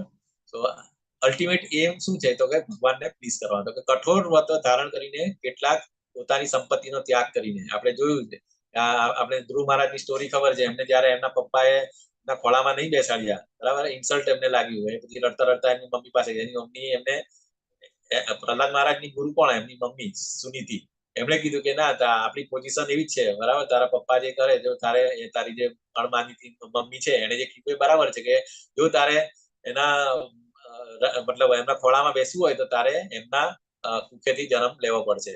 તો એને પછી એ ઇન્સ્પિરેશન મળીને, એટલે એમને એ નક્કી કરીને પછી જયારે ઘર છોડીને જાય છે, તો રસ્તામાં પછી નારદ મુનિ એમને મળે છે. એમને બહુ સમજાવે છે કે ભાઈ, આ તારી ઉંમર નથી આટલું કઠોર તપશ્ચર્યા, આ નાની અમથી વસ્તુ માટે આટલું ઘર બાર છોડીને. એમને ટેસ્ટ કર્યા છે. Spiritual master basically test the devotees, જેવી રીતે આપણે જે પ્રોસેસ છે ને, એસ્પાયર, શેલ્ટર અને ઇનિશિએશન. તો આ એક પ્રોસેસ છે. જો પછી ગુરુને એમ લાગે કે ના ભાઈ, આ 1 વર્ષથી કે 6 મહિનાથી બરાબર રેગ્યુલર મંગલા આરતીમાં આવે છે, ચેન્ટિંગ કરે છે, તો પછી એને ઇનિશિએશન. તો નારદ મુનિએ પણ પ્રહલાદ મહારાજને ઇનિશિએશન આનું ટેસ્ટ કરી આવે. એકદમ ડિટરમિન હતા કે નહીં, મારા બાપ દાદા એટલે બ્રહ્મા, એમના પપ્પા ઉત્તાનપાદ હતા. ઉત્તાનપાદના પપ્પા કોણ હતા? મનુ હતા. અને મનુના ફાધર કોણ? બ્રહ્માજી. તો મને મારા પરદાદા કરતા બી વધારે ઓપ્યુલન્સ મળે, એના માટે, એટલે બેઝિકલી એ ભૌતિક, એમનું એમ જે હતું એ ભૌતિક એચીવ કરવાનું હતું. અને એ ઘર બાર છોડીને પછી તપશ્ચર્યા કરી હતી. પરંતુ આપણને ખબર છે, ભાગવતમની અંદર એ હમણાં ચોથો 5મો સ્કંદ ચાલે છે હમણાં સવારે. તો એમાં એ જ કે જયારે ભગવાન 6 મહિનાની અંદર ધ્રુવ મહારાજે એવી તપશ્ચર્યા કરી હતી. શરૂઆતમાં એ ખાલી મતલબ ફ્રૂટ ને એવું ખાતા હતા, પછી એ પછી ખાલી હવા પર, અને કમ્પ્લીટ બધું ખાવા પીવાનું બધું છોડીને 6 મહિનાની અંદર તો ભગવાન ફેસ ટુ ફેસ સામે આવીને એમને પ્લીઝ કરીને. અને પછી જયારે ભગવાન પ્લીઝ થયા તો એ તો નાનું બાળક હતું ને, એમને તો ખબર નહીં ભગવાને મળી ગયા દેખાયા તો ભગવાન પાસે માગવું છું. He was confuse. તો એમને પછી ભગવાને એના માથા પર સંખ ફૂક્યો હતો, તરત એમને નોલેજ આવ્યું અને પછી એને રિયલાઇઝ થયું કે અરે આજે ખરેખર તો હું કાચના ટુકડાઓ માટે material opulence is like a broken pieces of glass. પણ મને ખરેખર ભગવાનને દર્શન કર્યા પછી એને રિયલાઇઝેશન થયું કે નહીં, મારે તો ખરેખર મને કશું જોઈતું નથી હવે. સો આ પ્રહલાદ મહારાજની સ્ટોરી એટલા માટે કીધું કે એ આ કેટેગરીની અંદર આવે. તો પણ આ બહુ ગ્રેટ ડિવોટી છે એટલે એના ડિટેલમાં તમારે ભાગવતમ જયારે વાંચશો ત્યારે તમને વધારે હજી આઈડિયા આવશે. બરાબર. સેમ વે આ હિરણ્યકશિપુ હિરણ્યાક્ષ એમને શું કામ પર્સનલ બેનિફિટ માટે એમને બદલો લેવો હતો એના માટે, અને એમને પોપ્યુલન્સ જોઈતા હતા કે મને કોઈ મારી નહીં શકે, મારા પાસે પાવર હોય, બધું હોય, તો એના માટે તપશ્ચર્યા કરી હતી. ડિફરન્ટ કેટેગરીની અંદર લોકો આવતા હોય છે, એક ભૌતિક એના માટે અથવા કોઈ પાવર માટે, એના માટે. તો આ એ જ કે છે કે કેટલાક કઠોર તપ દ્વારા કેટલાક અષ્ટાંગ યોગની સાધના. હવે અમુક લોકો અષ્ટાંગ યોગી જે હોય તો કોઈને નાનું બનવું હોય, કોઈને એકદમ મોટું થયું હોય, કોઈને પાણી ઉપર ચાલવાનું છે, નાની જે સિદ્ધિઓ છે એના માટે બી સાધના કરતા હોય છે. તો એ અષ્ટાંગ યોગની સાધના દ્વારા અથવા આધ્યાત્મિક જ્ઞાનમાં પ્રગતિ કરવા માટે વેદાધ્યાન દ્વારા પ્રબુદ્ધ થાય છે. અને મેઇન જે આ ડિવોટીઝ હોય આપણે જે બતાવ્યું છે ને કે આધ્યાત્મિક જ્ઞાનમાં પ્રગતિ કરવા માટે વેદાધ્યાયન, એટલે એના માટે પછી આપણે જે કરી રહ્યા છે, આપણી જે કરીએ છીએ સ્પિરિચ્યુઅલ માસ્ટરને સરેન્ડર થઈને આગળ આવશે કેવી રીતે આપણે કરીએ, તો વેદા અધ્યાયન દ્વારા પ્રબુદ્ધ થાય છે. તો આ ડિફરન્ટ વેઝ છે અને કેવી રીતે તમે. અને છેલ્લું આ જે છે હઠ યોગ અને પ્રાણાયામ. હઠ યોગ જે હમણાં આજકાલ વધારે ચાલતો હોય છે ને, પ્રાણાયામ તો ખબર જ છે, પણ હઠ યોગ ની એક કેટેગરી છે. હઠ યોગ એટલે આની અંદર મતલબ તમારી સેન્સીસ હજુ વધારે પાવરફુલ થાય એના માટે અલગ બધા આસન અને એ બધું હોય છે. Again we are not interested in that one. So આપણે ખરેખર એમાં ટાઈમ વેસ્ટ નહીં કરવો જોઈએ. ઓકે. સો આ એક રસ્તો એ જ છે કે પ્રાણાયામથી ડેફિનેટલી તમારું શરીર સારું રહે, પણ જો શરીર સારું રહ્યા પછી તમે જો એને ગ્રેટિફિકેશન માટે ઉપયોગ કરવાના હોય તો એનો કોઈ મતલબ નથી. હા, એને તમે મેન્ટેન રાખવું જોઈએ શરીર, અને આપણો એની પાછળનો ભાવ એવો હોય કે નહીં, હું ભગવાનની વધારે સેવા કરી શકું. બરાબર. તો એના માટે તમે પ્રાણાયામ કરો તો that also will be spiritual. Okay. એની પાછળનો ભાવ છે, કારણ ભગવાન તો ભાવ તરત જોઈ છે કે હું જે પણ એક્ટિવિટી કરું એની પાછળનો આપણો એમ શું છે. સો વેરી ઇમ્પોર્ટન્ટ. સો ત્યાગ એટલે કે આપણે જે પણ ત્યાગ કરીએ છીએ આપણે, તો એ ગુણાતીત જ્ઞાનના ઉર્ધ્વગમન તરફ અગ્રેસર તે સમજાવવામાં આવે છે આ 25 થી લઈને 29 શ્લોક. બરાબર. એ આપણે જોયું આપણે કઈ રીતે શું કરીએ. બરાબર. દેવતા પૂજા, બ્રહ્મમાં ત્યાગ, આપણે હમણાં જે બધું કર્યું એ જ છે. બરાબર. શ્રવણ આદિ પ્રક્રિયા દ્વારા ઇન્દ્રિયોને મનોનિગ્રહ રૂપી અગ્નિમાં હોમી દે છે. એ વિશુદ્ધ બ્રહ્મચારી, always under the shelter of master. પછી ઇન્દ્રિય વિષયોને ઇન્દ્રિયો રૂપી અગ્નિમાં હોમી દે છે. જે વ્રતધારી ગૃહસ્થો જે આપણે જે કરી રહ્યા છે, પ્રયત્ન કરી રહ્યા છે એ. પછી અષ્ટાંગ યોગ એટલે આપણે જે જોયું અષ્ટાંગ યોગ 6થા અધ્યાયમાં જોઈશું કેવી રીતે કરે એ. પછી દાન દ્રવ્યમાં યજ્ઞ, 5 ટાઈપના યજ્ઞ હતા આપણે જોયા. દ્રવ્ય યજ્ઞ, તપ યજ્ઞ, સ્વાધ્યાય યજ્ઞ, એ સંકીર્તન યજ્ઞ. કઠોરતા એટલે કે તપોમય યજ્ઞ, ચાતુર્માસ. અમુક લોકો એકદમ કઠોર તપ કરે ને કે કશું નહીં ખાય કે પાણી બી નહીં પીએ, અમુક વસ્તુ નહીં ખાય, તો એ ચાતુર્માસ્ય અને ચંદ્રયાન કઠોર તપસ્યા. યોગ યજ્ઞ એટલે કે ભૌતિક જગતમાં ચોક્કસ પૂર્ણતા માટે બલિદાન. આપણે જે પણ કરીએ એ ભૌતિક જગતમાં પરફેક્ટનેસ મેળવવા માટે. અને શાસ્ત્રોનો અભ્યાસ જે કરીએ એ વેદાંત સૂત્ર અને સાંખ્ય દર્શન કરવા માટે. અને હઠ યોગ અગેન બોડીમાં એના માટે. બરાબર. પ્રાણાયામ 4.30 ની અંદર હરે કૃષ્ણ પ્રભુ. ચંદ્ર યજ્ઞ લખ્યું ને આગળની સ્લાઇડમાં, કયું વ્રત? ચાતુર્માસ્ય નો તો ખ્યાલ આવ્યો. એકચ્યુઅલી એ છે ને માતાજી 6થા અધ્યાયની અંદર આવશે. જે યોગીઓ જે મેડિટેશન કરે ને પછી અમુક સિદ્ધિઓ અચીવ કરે, અને પછી યોગીઓ એ લોકો નક્કી કરી શકે કે ભાઈ મારે ક્યારે શરીર છોડવું છે. એટલે એ જે એમાં પેલું ખબર ઉત્તરાયણ પહેલા મરે અને ઉત્તરાયણ પછી મરે, તો એના બંનેના ફાયદા. એટલે એ આખું આવશે આ 5મા અધ્યાય 6થા અધ્યાયમાં આવશે આ. બરાબર. એ આપણે નહીં ગઈકાલે ડિસ્કસ કરેલું કે ભીષ્મ પિતામહ ઉત્તરાયણની રાહ જોતા હતા, પણ એના માટે નહીં હતા. પણ જે નોર્મલી જે યોગીઓ છે સિદ્ધિ એચીવ કર્યા પછી he can control there death also. તો એ પછી એમની ઈચ્છા પ્રમાણે મૃત્યુ શરીર છોડી શકે એ લોકો. તો એમાં એવું છે કે જયારે શુક્લ પક્ષ અને કૃષ્ણ પક્ષ એટલે જયારે અંધાર્યું હોય અને અજવાળ્યું હોય, તો તમે શુક્લ પક્ષની અંદર જે શરીર છોડે ને તો એ પાછો આવતો નથી, એને પાછો જન્મ નહીં લેવો પડે. અને જે અંધારામાં, એટલે એ આવશે માતાજી, જસ્ટ બે ચેપ્ટર પછી આવશે. ઓકે, એની અંદર એ છે. હા, તો એ કહેવા માંગુ. ઠીક છે, ઓકે માતાજી. છઠ્ઠા ચેપ્ટરમાં આવશે શરીર ક્યારે, એ જે એચીવ કરશે ને યોગીઓ, તો એની અંદર આવશે, અષ્ટાંગ યોગની અંદર આવશે. ઓકે, 4.31 હે કુરુક્ષેત્ર, યજ્ઞ વિના મનુષ્ય આ લોકમાં કે જીવનમાં કદાપી સુખપૂર્વક રહી શકતો નથી, તો પછી બીજા જન્મમાં તો કેવી રીતે રહી શકે? બરાબર. તો સિમ્પલ વસ્તુ છે ને કે આપણે આ જન્મની અંદર જેવી રીતે કર્મ કરીશું, જો સુખી રહીશું અને આપણે પ્રોપર નોલેજ થી કરીશું, તો ડેફિનેટલી આગલો જન્મ પણ આપણો સુધરવાનો જ છે. અને અકર્મ કરીશું તો આ બેટર આપણે અહીંથી આ પાછું આવવું જ નહીં પડશે. પરંતુ જો આપણને આ નહીં ખબર હોય તો પછી એ બીજા જન્મમાં એટલે આવે તો પછી એમાં બી કેવી રીતે સુખી રહી શકે? તો આ એટલે એક છે, નોલેજ ઇઝ વેરી ઇમ્પોર્ટન્ટ. એટલે યજ્ઞ એટલે જ છે, આપણે આ જોયા ને 10 ટાઈપના યજ્ઞ. તો એ યજ્ઞનો આપણે પેલા નોલેજ હોવું જોઈએ, અને એને આપણે કેવી રીતે ઇમ્પ્લિમેન્ટ કરીએ એના ઉપર તમારું આવતો જન્મ પણ નક્કી થાય છે. અને એ આ જન્મમાં જો સુખી નહીં હોય, સુખપૂર્વક જો નહીં શકે, તો ડેફિનેટલી એનો નેક્સ્ટ જન્મ પણ આવો જ રહેશે. એટલે he cannot progress in spiritual life. બરાબર. આ અનેક પ્રકારના યજ્ઞો વેદ સંમત છે, અને આ સર્વ વિવિધ પ્રકારના કર્મોમાંથી ઉદ્ભવે છે. તેમને આ પ્રમાણે જાણીને તું મુક્ત થઈ જઈશ. બરાબર. એટલે આ પ્રકારના અનેક યજ્ઞો જે વેદની અંદર આ બધું મેન્શન કરેલું છે. વેદ વ્યાસે જે એક વેદમાંથી 4 વેદ શું કામ કરેલા, કે એમાં એટલા માટે આપણે ડિસ્કસ આગળ બી કરેલું કે 4 વેદની અંદર સ્પ્લિટ કરવાનો પાછળ હેતુ એ જ હતો કે અલગ અલગ ટાઈપના લોકો માટે આ બધા કઈ મેડિટેશન નહીં કરે, બધા કઈ પ્રહલાદ મહારાજની જેમ કઈ આટલું કઠોર તપસ્યા નહીં કરી શકે. તો રજોગુણ, તમોગુણ અને સત્વગુણ પ્રમાણે ડિફરન્ટ કેટેગરી પ્રમાણે એ એમનું માઇન્ડ કોન્શિયસ હોય એ પ્રમાણે એ કરી શકે. બરાબર. તો સર્વ પ્રકારના કર્મોમાંથી ઉદ્ભવે છે, અને તે જાણીને તે તું મુક્ત થઈ શકે. પછી 33માં એ કહે છે, હે શત્રુઓનું દમન કરનારા અર્જુન પરંતપ. બરાબર.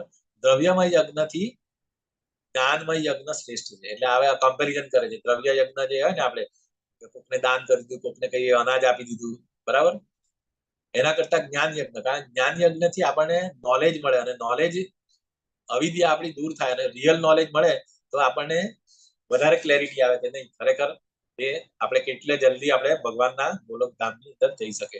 તો હે પાર્થ, અંતે તો યજ્ઞ સ્વરૂપે કરેલા સર્વ કર્મો દિવ્ય જ્ઞાનમાં જ પરિણમે છે. આપણે જોયા 10 અલગ અલગ ટાઈપના છે. છેલ્લે તો એ શું અલ્ટિમેટલી જે આપણે મળે તે દિવ્ય જ્ઞાનમાં જ પરિણમે છે. So why we should not follow direct જ્ઞાન યજ્ઞ કેમ નહીં કરાય? બરાબર. વાયા શું કામ જવું? બધું કરીને છેલ્લે તો તમને નોલેજ, જેવું કે ધ્રુવ મહારાજનું ઉદાહરણ લીધું, એમને 6 મહિના તપશ્ચર્યા કરી, કઠોર તપશ્ચર્યા, અને પછી બી એમને જયારે ભગવાન સામે આવ્યા તો એને નહીં ખબર પડી. તો ભગવાનની મરસીને લીધે એમને આખું પછી એટલે નોલેજ તો આવ્યું ને ત્યારે. તપશ્ચર્યા પછી એન્ડ તો નોલેજ જરૂરી છે ભગવાનને સમજવા માટે. તો વિભાગ 5 33 અને 42 નિષ્કર્ષ છે. આખો જે ચેપ્ટર, જે દિવ્ય જ્ઞાન આપણે જે પોઈન્ટ્સ ડિસ્કસ કર્યા, બરાબર, એનું કન્ક્લુઝન છે કે આપણે જે દિવ્ય જ્ઞાન, જે આપણે રસ્તાઓ જોયા, તો એની મેથડ, એની રિઝલ્ટ અને ગ્લોરિફિકેશન અટેનિંગ જ્ઞાન, જે આપણને જ્ઞાન મળ્યું, આપણે જે નોલેજ મળ્યું, તો એને આપણે અપ્લાય કેવી રીતે કરવાનું, બરાબર, એનું રિઝલ્ટ શું આવશે, એ આપણે આ છેલ્લા પાર્ટની અંદર જોઈશું. કે ગુણાતીત જ્ઞાન કેવી રીતે પ્રાપ્ત કરવું, ગુણાતીત. ઓકે. પછી ગુણાતીત જ્ઞાનનું ફળ એટલે એનું પછી રિઝલ્ટ શું, અને કોણ સફળતાપૂર્વક ગુણાતીત જ્ઞાન પ્રાપ્ત કરી શકે છે, તો એના માટેની લાયકાત કોણ કરી શકે. બરાબર. તો એ પણ આમાં આગળ આના શ્લોકોની અંદર આવશે. અને જેણે સફળતાપૂર્વક કર્યું છે તેના લક્ષણો, જેવી રીતે આપણે સ્થિત પ્રજ્ઞાના લક્ષણો જોયા હતા ને, અર્જુને પૂછેલા, અને ભગવાને કીધું કે સ્થિત પ્રજ્ઞ કેવો હોય, એની કેરેક્ટરિસ્ટિક કેવી હોય, કેવી રીતે ચાલે, કેવી રીતે બેસે, કેવી રીતે વાતચીત કરે, એવી રીતે જે ગુણાતીત હોય, બરાબર, જેને એ અવસ્થા પ્રાપ્ત કરી, તો એના લક્ષણો કેવા હોય છે. અને કામ કરવા માટે અદ્ભુત જ્ઞાન, કામ કઈ બી કરવું હોય તો અદ્ભુત જ્ઞાન તો જોઈએ. અને છેલ્લે નિષ્કર્ષ, એટલે કન્ક્લુઝન. તો આપણે જોઈશું 34 થી લઈને 42 સુધી. એટલે આ જો ઇમ્પોર્ટન્ટ, વેરી વેરી ઇમ્પોર્ટન્ટ શરણાગતિ જે કહે ને, એક તો જેવી રીતે અર્જુને શરણાગતિ લીધી હતી, એવી જ રીતે આપણે રિયલ નોલેજ કરવું હોય તો એની પ્રોસેસ શું છે, બરાબર, એની મેથડ કઈ છે, તો કે આ તદ્વિદ્ધિ પ્રણિપાતેન પરિપ્રશ્નેન સેવયા ઉપદેક્ષન્તિ તે જ્ઞાનમ દાનિનસ્તત્વદર્શિનઃ. એટલે એના માટે સદગુરુના શરણે કેમ જવું જોઈએ એનું, એટલે સદગુરુ ગુરુ પરંપરા હોવો જોઈએ એ, અને ત્યાં જઈને શું કરવાનું, તો કે શરણે જવાનું, જઈને સત્ય જાણવા પ્રયાસ કરવો જોઈએ. તેમને વિનમ્ર થઈને પ્રશ્ન પૂછવા, વિનમ્ર થઈને પ્રશ્ન, ચેલેન્જિંગ મોડમાં નહીં, હા ભાઈ એ આપણે જેને આપણે ગુરુ હોય, બરાબર, સ્પિરિચ્યુઅલ માસ્ટર, આપણે શિક્ષા ગુરુ, દીક્ષા ગુરુ કે તેને ચેલેન્જ નહીં કે હા આને કેટલું આવડે છે ટેસ્ટ કરવા આપણે સવાલ પૂછીએ, એનો ભાવ એ નહીં હોવો જોઈએ. કારણ આપણે કીધું કે ભગવાન આપણી અંદર જ છે, આપણો ભાવ એ તરત ઓળખી લે, એટલે આપણને એમ એવું લાગે કે હા ચાલો ટેસ્ટ કરી લઈએ કે આજે પ્રભુ ક્લાસ લે છે કે ઇવન આપણા સ્પિરિચ્યુઅલ માસ્ટર કેટલા પાણીમાં છે જેને પૂછી લઈએ. તો એ ભાવથી આપણે નહીં પૂછવું જોઈએ. આપણે હંમેશા નમ્ર થઈને, ઓકે ડેફિનેટલી ક્વેરી આવે, આપણે કન્ફ્યુઝન હોય તો વી શુડ આસ્ક, વચ્ચે પૂછવાનું, કોઈને બી પૂછવાનું, અને કદાચ નહીં ખબર હોય ઇમિડિયેટ તો એ પોલાઇટલી કહેશે કે હા ભાઈ હું સિનિયર ડિવોટીઝ ને કન્સલ્ટ કરીને હું તમને જવાબ આપવા પ્રયત્ન કરીશ. પરંતુ ચેલેન્જિંગ મોડમાં કે હા આને કઈ ખબર નથી, એને નીચું દેખાવા માટે અમુક લોકો કરતા હોય છે. ઇવન આપણે સ્કૂલમાં જયારે ભણતા હોય ને ત્યારે બી અમુક છોકરાઓ ટીચરને એવા કોમ્પ્લિકેટેડ સવાલ કરતા, એક તો પેલા રિલેવન્ટ હોય નહીં, બીજું વસ્તુ એ ટેસ્ટ કરવા માટે પૂછતા હોય છે. તો એની એવો ભાવ જે આધ્યાત્મિક જયારે આપણે સરેન્ડર લેતા હોઈએ છીએ આપણે ગુરુને પ્રત્યે, બરાબર, તો આપણે એ ભાવમાં નહીં હોવું જોઈએ. એટલે જ ભગવદ્ ગીતામાં સેકન્ડ ચેપ્ટર, ફર્સ્ટ ચેપ્ટરમાં જ કીધું હતું કે ભગવદ્ ગીતા જો સમજવી હોય ને તો જે અર્જુનનો ભાવ હતો, બરાબર, સરેન્ડર અને ઈર્ષા નહીં કરે, તો એ આપણી કેટેગરી, આપણી અંદર એ ગુણ આવશે ને તો એ આપણને બધું સમજણ પડશે, બરાબર. ગુરુ દ્વારા અને ચૈત્ય ગુરુ કોઈ પણ, અથવા છેલ્લે કોઈ નહીં હોય, આપણે જયારે માળા કરતા હોઈશું ને ચેન્ટિંગ, ત્યારે આપણે ઓટોમેટિક આપણા પ્રશ્નોનો જવાબ તમને મળશે. એ રિયલાઇઝેશન બધાને થશે ધીરે ધીરે. એટલે અમુક વસ્તુ તો, અથવા તો કોઈ આપણે લેક્ચર સાંભળતા હોય ને, આપણે કન્ફ્યુઝન ઓટોમેટિક જવાબ એમાં અંદર આવી જતો હોય છે. તો આવું છે.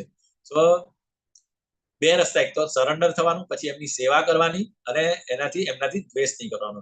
તો તેનાથી શું થાય, તે પ્રબુદ્ધ મહાત્માઓ, કારણ કે એ રિયલાઇઝ સોલ છે, એમણે ઓલરેડી એક્સપિરિયન્સ કર્યો છે. આપણે જે ગુરુને સરેન્ડર થઈએ, જેની પાસે આપણે દીક્ષા લઈએ, તો એવું નથી કે એમણે પેલી, એક તો એમને ઇનિશિયેશન લીધા પછી એમને આખી લાઈફ એ પથ ઉપર જીવીને એમને રિયલાઇઝ સોલ કહેવાય, એટલે એને એપ્લાય કર્યો છે. એવું ખાલી એવું નથી કે થિયોરિટિકલ નોલેજ એમને છે અને એમની પાસેથી આપણે જાણી લઈએ. નો, ઇટ્સ એપ્લાઇડ ફિલોસોફી. જે પણ એમને જ્ઞાન મળ્યું એમના ગુરુ તરફથી, જે ભગવદ્ ગીતા ભાગવતમમાં કીધું છે, એઝ ઇટ ઇઝ એમને એમના લાઈફમાં અપ્લાય કર્યું છે, અને એટલે એમને સત્યનું દર્શન કર્યું છે. તો એવા રિયલાઇઝ સોલ પાસે આપણે આ ભાવથી જઈએ તો આપણે ડેફિનેટલી આપણે જ્ઞાન પ્રાપ્ત કરીશું, અને આપણે ધીરે ધીરે લિબરેશનની પ્રોસેસમાં અથવા આધ્યાત્મિક નોલેજમાં આપણે આગળ વધીશું. પછી જ્યારે તે આ રીતે સત્યને જાણી લીધું હશે, એટલે કઈ રીતે, સરેન્ડર કરીને, એમની પાસે જઈને સેવા કરીને, પૂછીને, બરાબર. એટલે આ ફોટામાં શું છે, કૃષ્ણ અને બલરામ સાંદીપની ઋષિ સાથે કેવી રીતે ભણે ખબર, એ બતાવ્યું છે. એ પોતે પણ ભગવાન હતા છતાં બી ગુરુ એક્સેપ્ટ કરેલા. પછી એ ગુરુ ના જે બધા કામ કરતા હતા, જંગલમાં જઈને લાકડા ને બધું, એમની ગુરુ પત્નીને હેલ્પ કરતા હતા, બધું ઈચ એન્ડ એવરીથિંગ. તો same process we have to follow. એ આપણે એવું નથી કીધું કે હા ભાઈ ભગવાને નથી કર્યું, અથવા આપણા ગુરુ મહારાજે નથી કર્યું, કે ગુરુ મહારાજના શીલા પ્રભુપાદે નથી કર્યું. બધાએ સેમ પ્રોસેસ ફોલો કરી છે. So we have to believe in the process, બરાબર. તો એનાથી શું થશે, તો એ આવા મોહમાં ફરી કદી પડીશ નહીં. એટલે આપણે જેમ ભૌતિક વર્લ્ડમાં આવ્યા બીકોઝ ઓફ ઇલ્યુઝન, મોહને લીધે. કારણ કે તું જાણીશ કે બધા જીવો મારા અંશ જ છે, તો એનાથી દ્વેષ બી નહીં કરાય. એની સાથે કેવી રીતે ડીલ કરવાનું એ આપણે નોલેજ ઓટોમેટિક મળશે ડિવોટી એસોસિએશનની અંદર. જેમ જેમ આપણે કૃષ્ણા કોન્શિયસની અંદર આગળ વધીશું, એમ એમ આપણી અંદર દૈવિક પ્રકૃતિના જે ગુણો છે 16મા અધ્યાયની અંદર બહુ સરસ બધા છે. અને આપણે જાતે ઇવેલ્યુએટ કરી શકીએ કે હું અત્યારે આવો છું, મારી અંદર આ ટાઈપના જે ગુણો છે, તો એ ખરેખર દૈવીમાં આવે કે આસુરી વૃત્તિમાં આવે. અને સ્લોલી ધીરે ધીરે આપણે આસુરીમાંથી, દૈવીમાંથી દૈવી ક્વોલિટીઝ આપણા લાઈફની અંદર લાવવાનો પ્રયત્ન કરીએ છીએ, અને પછી ધીરે ધીરે આવે બી છે. ઓકે, કારણ કે આપણે કોઈને દ્વેષ શું કામ નહીં કરવાનો, કે બધા સર્વસ્વ ચાહમ પ્રદિસંધિ વિષ્ટ, બધા એ ભગવાનના જ અંશ છે. તો એક ભાઈ બીજા ભાઈને કેવી રીતે દ્વેષ કરી શકે, બરાબર. કારણ આપણા પિતા ભલે અલગ છે, પરંતુ આપણા ભગવાન જે જન્મ આપવા વાળા ભગવાન તો બધાના કોમન જ છે ને.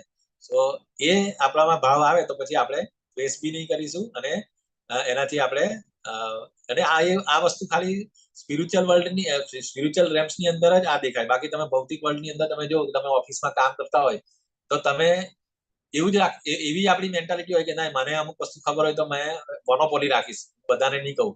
પરંતુ ભક્તિની અંદર એ ટાઈપનું હોતું જ નથી કે એક ભક્તને કંઈક નોલેજ સારું મળે ને તો એની પાછળનો હેતુ એ જ હોય કે નહીં મારે મેક્સિમમ લોકોને આ નોલેજ શેર કરવું જોઈએ, અને એની પાછળનો હેતુ એ જ હોય કે નહીં મને જે નોલેજ મળ્યું હોય એ બીજાને મેક્સિમમ લોકો સુધી પહોંચી શકે.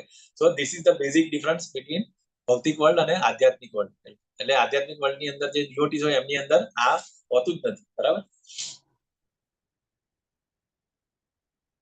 પછી આ કહે છે કે જો તમે બધા પાપીઓમાં પણ સૌથી મોટો પાપી ગણવામાં આવે, જો આપણે મતલબ એકદમ હાઈએસ્ટ એકદમ બધી જાતના પાપ કર્મ કર્યા હોય તો તું જ્યારે દિવ્ય જ્ઞાનરૂપી નૌકામાં સ્થિત થઈ જઈશ ત્યારે દુઃખોના સાગરને પાર કરી શકે. આ એક બહુ વેરી ઇમ્પોર્ટન્ટ એનાલોજી છે.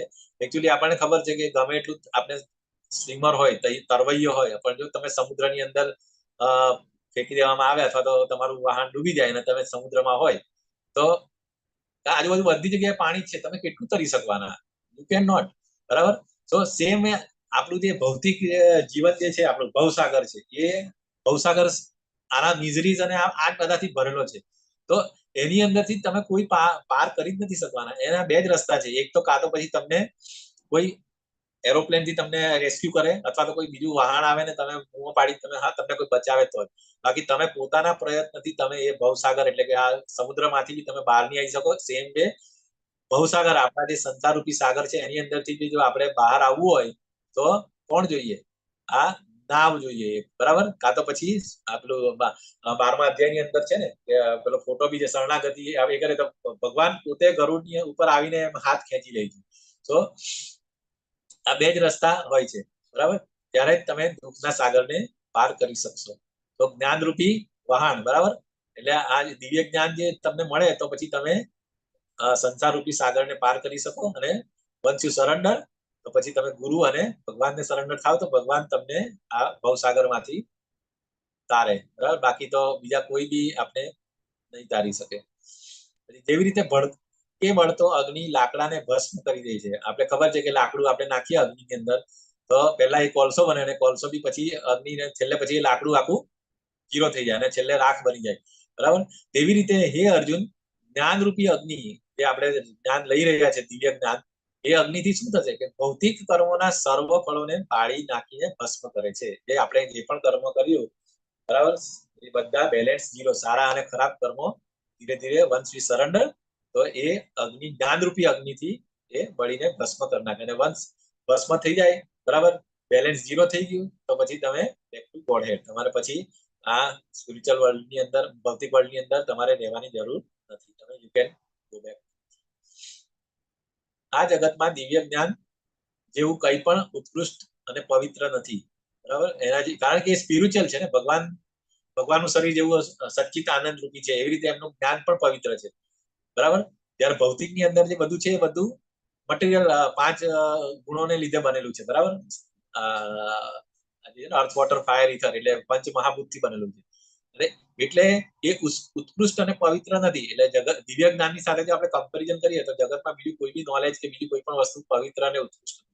આવું જ્ઞાન સમગ્ર યોગ વિદ્યાનું પરિપક્વ ફળ છે. એટલે જે પણ આપણી યોગ વિદ્યા બરાબર ભગવાનને કનેક્ટ જે વિદ્યા હોય એનું પરિપક્વ ફળ છે આ દિવ્ય જ્ઞાન. અને જે મનુષ્ય ભક્તિ યોગમાં સિદ્ધ થઈ જાય છે એટલે એ જ્ઞાનનો ઉપયોગ કરીને એ ભક્તિ એટલે કે જે વિભક્ત નથી એને બધી 100% એક્ટિવિટીઝ બધી ભગવાન જોડે જોડી દે છે તો એ સિદ્ધ થઈ જાય છે. અને તે સમયે જતા પોતાની અંદર જ આ જ્ઞાનનું આસ્વાદન કરે છે.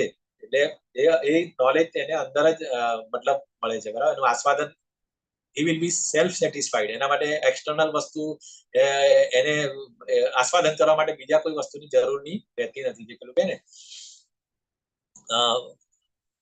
આત્મારામ એટલે અંદરથી સોલ અંદરથી જ ખુશ રહેતો હોય. ભલે એમની પાસે બહાર કશું નથી હોય. એવું સુખદેવ ગોસ્વામી ભલે કપડા પણ નતા પહેરતા કે લોકો ગાંડાની જેમ એને સમજતા હતા પરંતુ એ એકદમ દિવ્ય જ્ઞાનની અંદર એમાં રત રહેતા હતા always because he was always happy. તો આધ્યાત્મિક ગુરુ પાસેથી પ્રાપ્ત થયેલ ગુણાતીત જ્ઞાનનો પુરસ્કાર ઓકે આપણે જોયું જ્ઞાનની અનુભૂતિ મળશે કે તમામ જીવ બ્રહ્મનો અંશ છે. એ આપણે જોયું 35ના શ્લોકમાં 36મી શ્લોકની અંદર. એટલે દુઃખોના મહાસાગરને કેવી રીતે પાર કરશે એ આપણે જોયું. સરેન્ડર કરીએ આપણે ભગવાનને તો બરાબર. ભલે તમે ગમે એટલા પાપીઓ હોય તો આગળ 9મા અધ્યાયની અંદર આવે છે કે અપિચેત સુદુરાચારો ભજતે મામ અનન્ય ભાગ. વન્સ યુ સરેન્ડર, ભગવાન તમે ગમે એટલા પાપી હશે તો પણ ભગવાન તમે એ ભવસાગરમાંથી ઉપાડી જશે. સ્વ અને પરમાત્મા તથા તેમના સંબંધોના જ્ઞાનથી વ્યક્તિ બધા પાપને બાળી નાખે છે. બરાબર. પરમાત્માનું જ્ઞાન અને સ્વ એટલે પોતાનું જ્ઞાન, આત્મા અને પરમાત્મા, અને એનો રિલેશન, આત્માનો પરમાત્મા જોડેનો રિલેશન શું છે તે એ સંબંધ જ્ઞાન. એટલે અલ્ટિમેટલી નોલેજ, ટ્રુ નોલેજ કોને કહેવાય? ફિઝિક્સ, કેમેસ્ટ્રી, બાયોલોજી એ નોલેજ નથી. બરાબર. એન્જિનિયરિંગ કે મેડિકલ એ નોલેજ નથી. નો ડાઉટ એ તમારે પેલું હાઉ ટુ બેન્ડ રોડ કાયમ નામચીદાસ પ્રભુ કહે કે ભાઈ કેવી રીતે મિકેનિકલ એન્જિનિયરિંગ કરે તો તમને કેવી રીતે એ જ શીખવાડે, પણ એનાથી તમારું ઉદ્ધાર નહીં થાય. તો એ ખાલી તમને બ્રેડ અને બટર આપે, પણ તમને આનાથી મુક્ત કરવું હોય તો એના માટે તમારે આધ્યાત્મિક નોલેજ જ જોઈએ, અને એના માટેની પ્રોસિજર આપણે બધી જોઈ અલગ અલગ. તમામ રહસ્યવાદના પરિપક્વ ફળ તરીકે આત્મ સાક્ષાત્કાર પ્રાપ્ત કરે છે અને છેવટે મળે છે. આપણે ધ્રુવ મહારાજનું એક્ઝામ્પલ જોયું. બરાબર. કોઈ પણ એ કરીને છેલ્લે અલ્ટિમેટ એમ આપણને ભગવાન આત્માનો સાક્ષાત્કાર થાય છે અને છેવટે મળે છે શું? ભક્તિ સેવા. બરાબર. પ્રહલાદ એમને ધ્રુવ મહારાજે છેલ્લે શું કીધું? મને કશું જોઈતું નથી, મને તમારી ભક્તિ જોઈએ. બરાબર. મને આ ઓપ્યુલન્સ, મટીરિયલ ઓપ્યુલન્સ જેના માટે હું આવ્યો, નો ડાઉટ હું અહીંયા આવ્યો, એની પાછળનો હેતુ મારો આ હતો, પરંતુ મને તમને જોયા પછી, તમને મળ્યા પછી મને નથી જોઈતું આ. ઓકે. 39. જે મનુષ્ય દિવ્ય જ્ઞાન પ્રતિ સમર્પિત થયેલો છે, બરાબર, એટલે આ જે દિવ્ય નોલેજ છે એના પ્રતિ 100% સમર્પિત, અને જેણે પોતાની ઇન્દ્રિયોને સમર્પિત કરી દીધી છે. આજે 4 રેગ્યુલેટરી પ્રિન્સિપલ શું કામ પ્રભુપાદે લીધા છે? એમને એવું નહીં કીધું ચાલ થોડો એક પ્રિન્સિપલમાં થોડો પ્લસ માઇનસ કરી લઈએ. No, because this is the must. Purification is the must. બરાબર.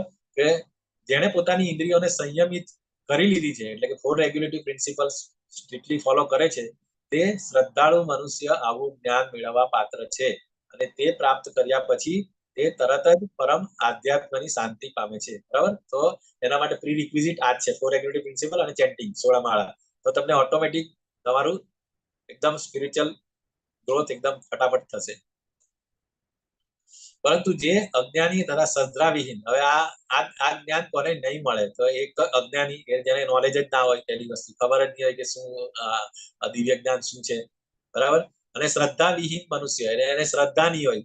બરાબર. ભગવાન ઉપર ફેથ જ નહીં હોય. બરાબર. મનુષ્ય પ્રમાણભૂત શાસ્ત્રોમાં સંદેહ, અને ત્રીજું ડાઉટફુલ. ઠીક છે. અજ્ઞાની એક કેટેગરી છે. અજ્ઞાનીમાં તો એને ખબર જ નહીં હોય, ઇગ્નોરન્ટ. એ કેટેગરીમાં કોણ આવે? તો કે પશુ યોનીના ગાય, એ લોકો એને ખબર નહીં હોય, એને નોલેજ નહીં હોય, જેવું કે ગાય છે, કૂતરો છે, એ કેન નોટ રિયલાઇઝ, એ લોકોને કઈ જ્ઞાન નહીં મળે, તો એ અજ્ઞાની કેટેગરીની અંદર આવે. બરાબર છે. પછી બીજું ઇગ્નોર એટલે ફેથલેસ, કે જેને શ્રદ્ધા નહીં હોય, અને ત્રીજું જે છે ડાઉટ અબાઉટ સ્ક્રિપ્ચર્સ. આપણે શાસ્ત્રોમાં જે કીધું છે, શ્રીલા પ્રભુપાદે કીધું છે કે તમે આટલું કરશો તો પણ એના ઉપર ડાઉટ કરશે, ખરેખર આ પ્રોસેસ મારા પર વર્ક કરશે? તો એને 100% ભરોસો નથી, એને ડાઉટ છે. તો એવા જે ડાઉટફુલ માણસો હોય એમનું પતન થાય છે, અને સંશયગ્રસ્ત વ્યક્તિઓ માટે, એટલે ખરેખર સંશયગ્રસ્ત વ્યક્તિઓ માટે આ જ્ઞાન છે જ નહીં, અને એ આ લોકમાં સુખ કે એને પરલોક અહીંયા બી નહીં મળે, અને કાંઈ એને ભરોસો જ નથી. એ સંશય છે, ડાઉટફુલ છે. કોઈ પણ સ્ટેપ એને કઈ બી વસ્તુ કહે ને કે તું આ કર, અને આવું તો કઈ હોતું હશે, આમ કરવાથી થોડું આવું થાય, એટલે એ ઇમ્પ્લિમેન્ટ કરે જ નહીં. ઇમ્પ્લિમેન્ટ નહીં કરે એટલે એને અહીંયા સુખી નહીં મળે, અહીંયા જ સુખી ના હોય એને પછી પરલોકમાં કઈ સુખ મળવાનું? સો વેરી ઇમ્પોર્ટન્ટ કે we should have the faith 100%. આપણા ગુરુ, સાધુ અને શાસ્ત્ર. બરાબર. જેવી રીતે આપણે આગળ બી આપણે કીધું છે કે ભગવાન કોણ છે? આપણા પિતા છે. અને શાસ્ત્ર કોણ છે? આપણી માતા છે. આપણે માતા અને પિતાની અંદર ભરોસો હોય, બરાબર, કોઈ બી નાનું બાળક હોય કે મોટું હોય, આપણે સંસ્કાર એ જ આપીએ છીએ ને કે માતા પિતા ભગવાન છે, અને એ જે કહે આપણે એને પ્લીઝ કરવાની કોશિશ કરવી જોઈએ. તો આ બંને વસ્તુ, શાસ્ત્ર અને ભગવાન પર 100% ભરોસો હોવો જોઈએ. બરાબર. કોણ ગુણાતીત જ્ઞાન પ્રાપ્ત કરી શકે? તો એ કીધું આપણે આ શ્લોકમાં કીધું કે વિશ્વાસ છે અને ગુણાતીત જ્ઞાનને તપાસી શકે, એટલે એનું બુદ્ધિ એટલી એ હોય, અને જે શંકાઓથી મુક્ત હોય છે. બરાબર. એ આ 2 શ્લોકની અંદર આ છે. અને કોને જ્ઞાન પ્રાપ્ત નહીં થઈ શકે? તો એ આપણે જોયું જે ડાઉટફુલ હોય. અને એ ધનંજય, જે મનુષ્ય પોતાના કર્મના ફળોનો પરિત્યાગ કરીને ભક્તિ યોગમાં કર્મ કરે છે, અને જેના સંશયો દિવ્ય જ્ઞાન દ્વારા નષ્ટ થઈ ગયા છે, તે વાસ્તવમાં સ્વરૂપમાં સ્થિત હોય છે, આમ તે કર્મ બંધન દ્વારા બંધાતો નથી. બરાબર, એટલે એના કોઈ કર્મ બંધન હોય નહીં, એટલે પછી એને ભક્તિ યોગમાં કર્મ કરે તો એ બંધન નહીં કરે, અને એટલે એને દિવ્ય જ્ઞાન ઓટોમેટિકલી ભગવાન રિવીલ કરે અને એને બધું ક્લિયર થઈ જાય. તો માટે હે ભારત, ઉભો થા અને લડ. બરાબર, ક્ષત્રિય ધર્મ પ્રમાણે લડ, અને હું કહું છું એટલે લડ. બરાબર, ડોન્ટ વરી અબાઉટ વિકર્મ, અકર્મ, પાપ પાપ એ બધી એની કોઈ ચિંતા કરવી નહીં. જે ગુણાતીત જ્ઞાન દ્વારા કર્તવ્યનું પ્રદર્શન કરે છે તેને પાપ કૃત્યોની અસર કરતી નથી. એટલે આ છેલ્લો શ્લોક એ છે કે માટે અજ્ઞાનવશ તારા હૃદયમાં જે સંદેહ ઉત્પન્ન થયા છે, બરાબર, બીકોઝ ઓફ ઇગ્નોરન્સ, તેમને જ્ઞાનરૂપી શસ્ત્ર વડે કાપીને એ ભારત તું યોગારૂઢ થઈને ઉઠ અને યુદ્ધ કર. એટલે જ્ઞાનરૂપી શસ્ત્રથી કાપી નાખ તને જે પણ સંદેહ છે એ બધા, અને તારા હૃદયની અંદર જે પણ ડાઉટ હતા એ બધા દૂર થઈ જાય, અને સ્ટેન્ડ અપ અને યુદ્ધ કર. સો આપણે જોયું ચોથું અધ્યાયની અંદર બધા 5 વિભાગ આપણે જોઈ લીધા. બરાબર, પરંપરા વિશેનું જ્ઞાન જોયું, પછી એના ઉપર વર્ણાશ્રમ પ્રણાલીના સર્જક અને કેવી રીતે બધા વર્ણ અને આશ્રમમાં રહેલા લોકો ભગવાનને પ્લીઝ કરી શકે એ વિશે જોયું. પછી કર્મયોગ, કેવી રીતે કર્મને તમે યોગ સુધી મતલબ એનું એ કરી શકો, કર્મ યોગમાં કન્વર્ટ કરી શકો એ. પછી ત્યાગ દ્વારા એટલે સેક્રિફાઈસ દ્વારા તમે કેવી રીતે જ્ઞાન અચીવ કરી શકો, જે રિયલ ગુણાતીત જ્ઞાન. છેલ્લે ગુણાતીત જ્ઞાન કે જેનાથી આપણે મુક્તિ મળે એ આપણે જોયું. બરાબર, so I think we have concluded chapter. Hare Krishna.